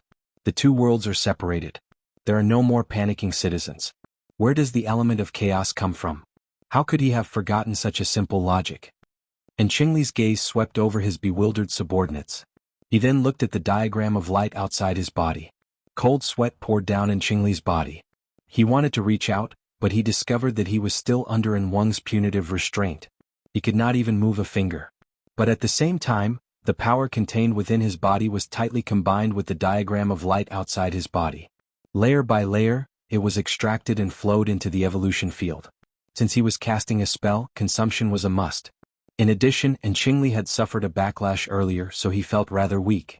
He wasn't too sensitive to the loss of strength in his body. It was also because of this that he did not realize that the amount of power he had extracted recently had already far exceeded what was required for normal spell casting. Over half of the magic power he had accumulated over the years had unknowingly been extracted. Without a doubt, all of this power had become the weights on the scales of truth to correct that damned unbalanced state. More than half of the power had been lost, but the speed of extraction was still increasing. And Qingli couldn't help but curse, "Old man, you're crazy." As the curses rang out, light and shadow fluctuated between the three buildings. The evolution field went from formless to tangible. It appeared in the void, revealing everything. The rest of the symbols and images were nothing. Everyone's attention was focused on the giant scale in the center. The black and white plates, one above and one below, revealed the crucial imbalance in front of everyone's eyes. It could be seen that even though the current situation was still white below black above, the trend was that the white plate was slowly rising while the black plate was slowly sinking. The difference in weight between the two sides was gradually leveling out. Of course, the price was the loss of power from Qingli, Zheng Xiao, and even Wang. Why did you choose me? Why did you choose me? And Qingli was unwilling to accept this. The sacrifice of the spellcaster would certainly be shared by all three of them. But the current trend was that he would be the first to fall. What? It must be known that he was Wang's grandnephew. He was younger and had a brighter future ahead of him. He couldn't compare to Wang, but he should at least be a bit stronger than Zheng Xiao, right? Was it because he wasn't a good judge? Was it because he wasn't able to get rid of Luonan? As Qingli was struggling with all his might, Zheng Xiao's telepathic thoughts cut through the evolution field. Wang, just what kind of substrate did you choose? And Qingli suddenly shuddered as if he had just woken up from a dream. Yes, who was the substrate? The substrate that had never appeared on the white plate was the one that determined the upper limit of the element of chaos. If the problem with that substrate was lower than the combined power of the three first ablatums, then Qingli could definitely save it. Just as this thought arose, the image within the evolution field switched. What appeared should be a certain place within the building. That place had just been flattened by the shockwaves of the collision. Fairchild wore a white robe that was still spotless. On the other hand, Baze, who was stronger than Fairchild, was like a runaway rhinoceros. His body was flung into the air as he charged at high speed. He smashed through the glass curtain wall and fell toward the bottom of the building. Baze would not die from the fall from this height, but it was destined that it would be very difficult for Baze to tangle with Fairchild for the time being. As for the other Ablatum Knights, without Baze as a shield, charging forward was meaningless. Fairchild raised his head and looked up. The evolution field just happened to give him a close-up. This Ablatum Knight clearly sensed the attention of the evolution field. His gray eyes turned to the side and pointed at the dusky void outside the building. His figure suddenly rose in the next moment. He leaped out of the window, stepped on the building, and flew straight up. It would not take him much time to reach the top of the building. Truth above. Whether it was the furious and panic-stricken Qingli or the relatively calm Zheng Xiao, the two first ablatums nearly suffocated after confirming Wang's intentions. An uncontrollable despair engulfed their souls. It was Fairchild, the powerhouse, who was just below extraordinary. He was the target that Wang had found. Of the three first ablatums, the strongest was Wang. However, he was already old. No matter how powerful his mental cultivation was, his fleshly body could collapse at any time. The remaining two added together might not even be able to compare to Wang. Purely in terms of blood energy, could 2 and 1 compare to the years of truth? Clearly, they could not. Since that was the case, if they could not gather enough chaos element, the unbalanced state of the scales of truth would truly suck them dry. When that time came, the first one to die would be Qingli. No, no. And Qingli's mind was restless. His strength was drained even faster. He tried to call out to his subordinates. Seeing his current crazed appearance, there really were a few trusted aides who wanted to rush over to help. But halfway there, Wang sighed. He extended his hand from his voluminous sleeves and used his thumb and forefinger to form a triangle. His other 6 fingers crisscrossed to form a seal that corresponded to the evolution field. It doesn't matter if you're stupid. What makes you feel helpless is to expose yourself without the slightest scruple. And Qingli's mouth gaped wide open. His eyes nearly popped out of their sockets. Just as his eyes were about to tear out, the evolution field's hidden defensive mechanism silently activated. Rays of light crisscrossed over the bodies of several of Qingli's trusted aides. Dark flames rumbled and ignited. From the outside to the inside, from the inside to the outside, they burned through these people. Yet they could not die quickly. Their hands and feet danced amidst their wretched screams. They fused their terror and despair into the flames. The flames reflected in their companions' eyes and penetrated deep into their hearts. The evolution field clearly displayed this scene. The flames soared, but it was as cold as ice. The priests and knights of the order were frozen on the spot. And Wang did not say it clearly, but the meaning behind his words was very clear. The 3 first ablatums added together were no match for Fairchild. But if they used an even more intense method and used even more people to burn their offerings, wouldn't that be enough? On the projection of the scales of truth, the plate was still moving at a leisurely pace. The element of chaos continued to accumulate, but should he hope that it would slow down a bit? Or should it speed up a bit? At this moment, Qingli was truly at a loss as to what to do. He followed the instincts of a first ablatum and prayed to the order's sacred object. But Wang was above him like a black cloud covering his head. All he received was an emptiness of despair.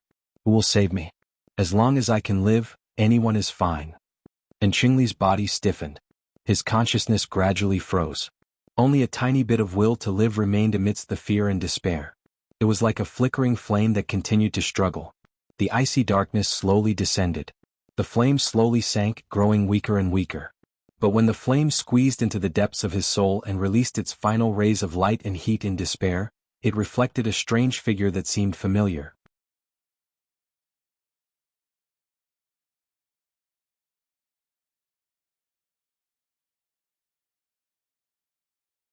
Chapter 241. And Wang maintained the special triangular hand seal. Dark flames burned within the triangular cavity, spreading to his palms, upper arms and gradually covering his chest and abdomen, all the way to his head. He did not look like a piece of charcoal. Instead, he used a more economical method to extract the essence energy from his flesh and blood bit by bit.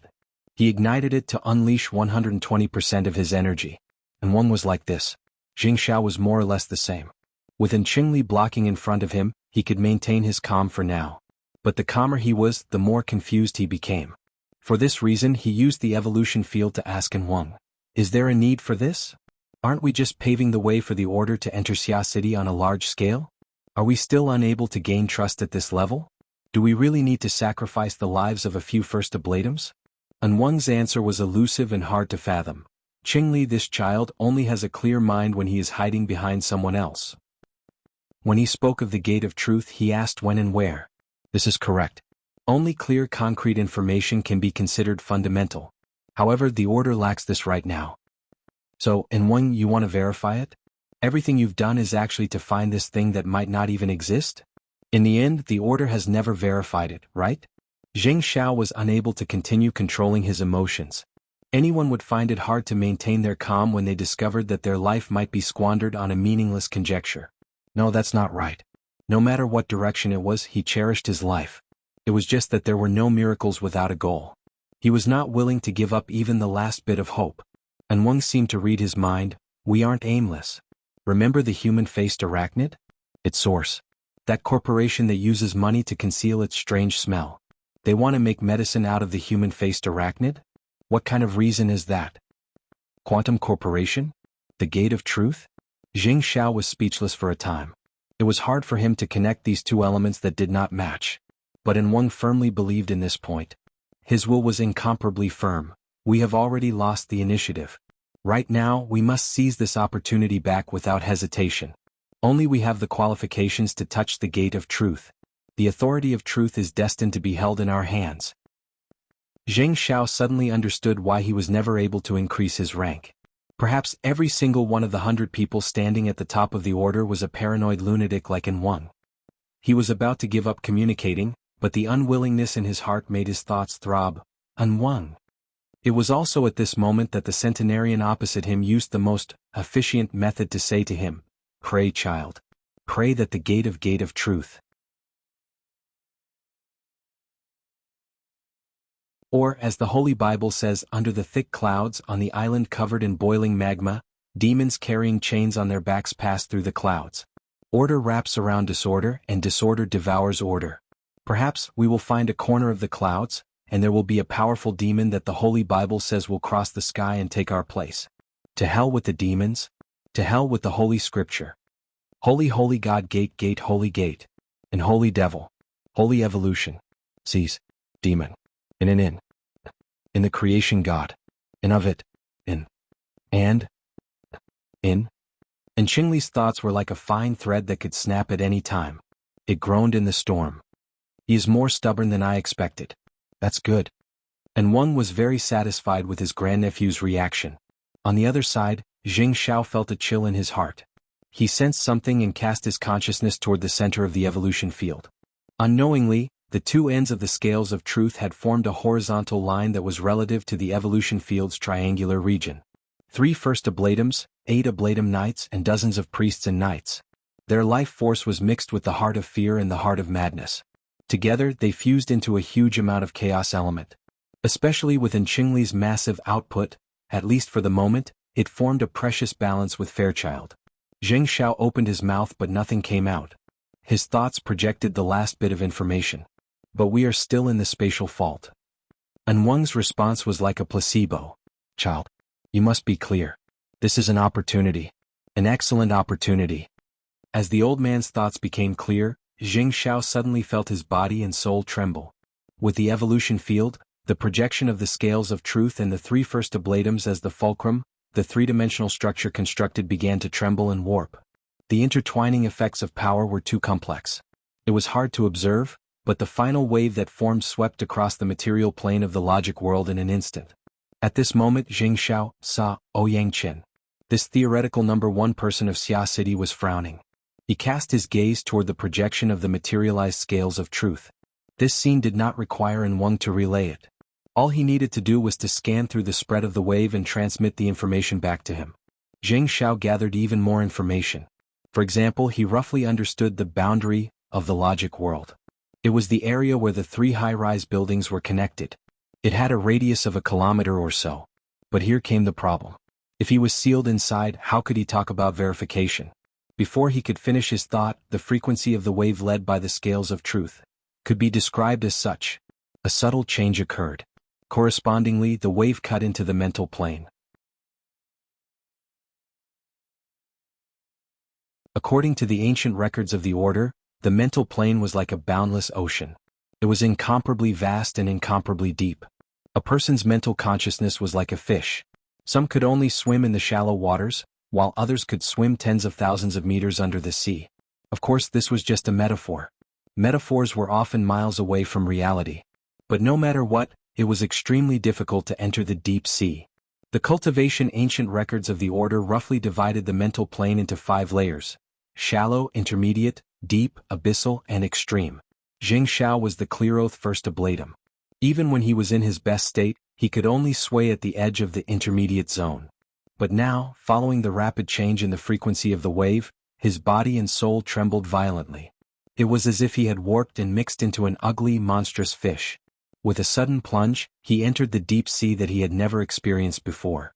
He also received the feedback of a terrifying pressure. Jing Xiao groaned. He felt as if the muscles and bones of his entire body were severely deformed. His soul was even more warped beyond recognition.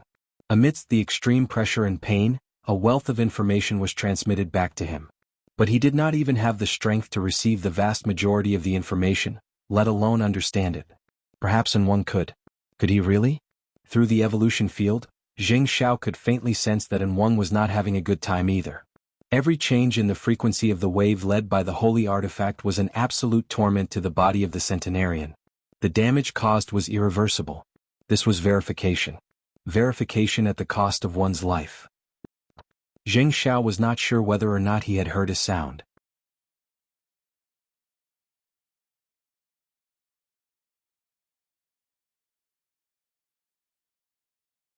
Chapter 242.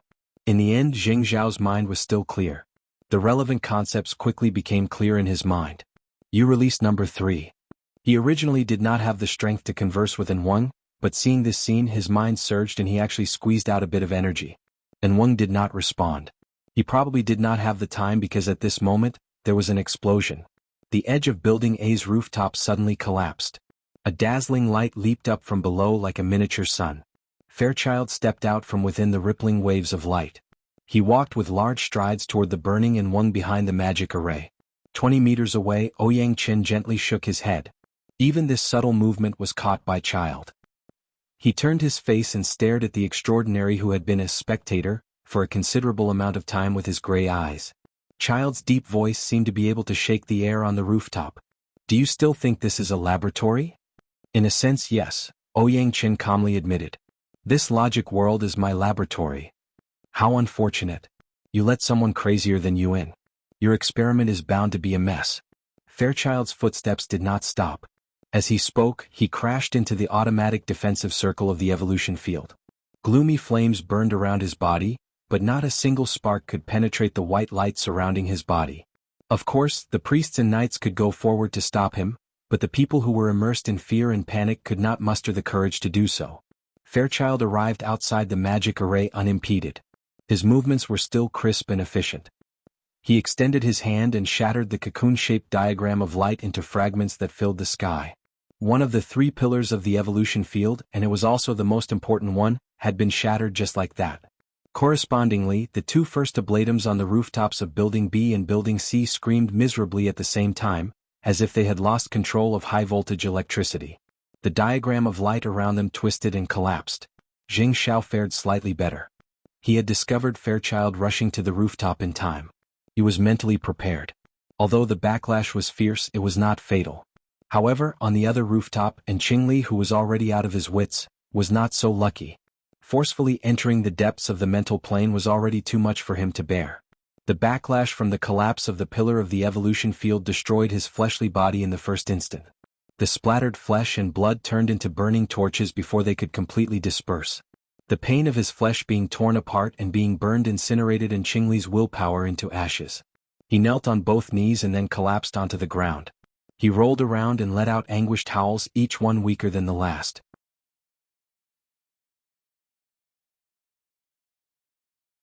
Meanwhile, in Block A, the dark flames around Wang expanded by half a meter. The intensity of the flames had multiplied many times over. His robes and his skinny body were all ablaze. The light of the fire penetrated deep into his body.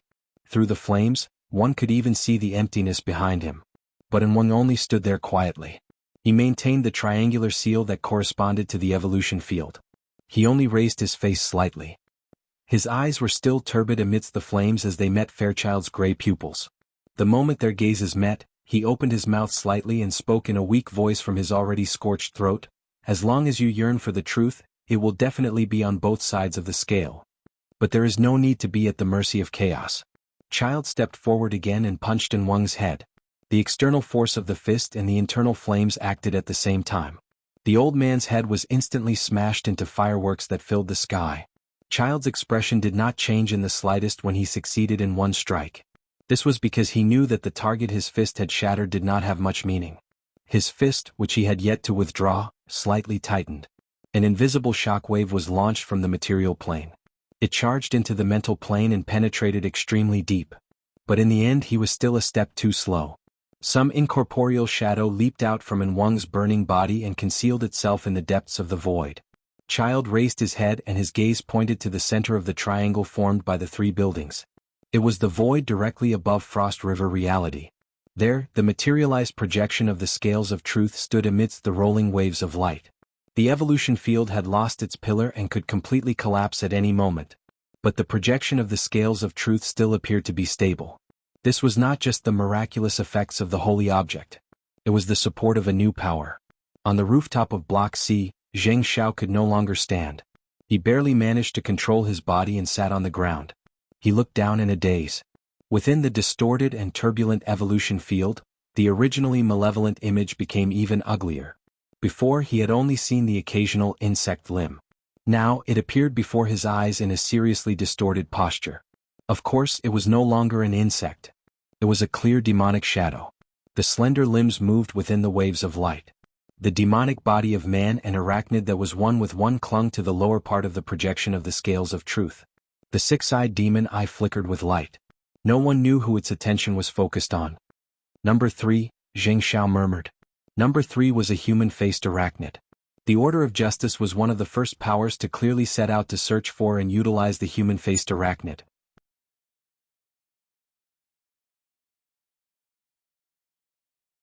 They relied on their first move and accurate information to capture a total of 5 human-faced arachnid clones over the past 10 days. They were arranged according to numbers 1 to 5. After some research and testing, the human-faced arachnid clones devoured each other. There was also a specimen that was sent to the first sacrifice. In the end, only number 3 was left. It was kept at An Weng's place. No one knew what the old man would do. Now, An Weng's head had been smashed by Fairchild's fist. Number 3, who had remained hidden all this time, had revealed itself. Furthermore, it had thrown itself into the collapsing evolution field a step earlier. Zheng Xiao was in a state of confusion. His consciousness, which was still being pulled and controlled by the evolution field, connected with a chaotic and restless power. Human-faced arachnid number 3. Zheng Xiao instinctively wanted to use the method of controlling the human-faced arachnid to secure the initiative. But in the next instant he came into contact with a cold and clear plane behind the chaotic power. The information in his consciousness rippled like light waves. The frequency was so familiar. At this moment, Zheng Xiao's hair stood on end. An Weng? Number 3 did not respond. He could see that its 6 demonic eyes and its ugly head were pointing in a different direction at the same time. It was the rooftop of Building B where An Qingli was. In the next moment, number 3 suddenly disappeared from the plane that could be sensed. By the time Zheng Xiao relied on his perception ability, which had yet to be completely withdrawn from the mental plane, to lock onto number 3's position, number 3 had already crashed into the depths of the mental plane. Its target was clear. It covered the rooftop of Building B in an instant. Its sharp limbs pierced downwards.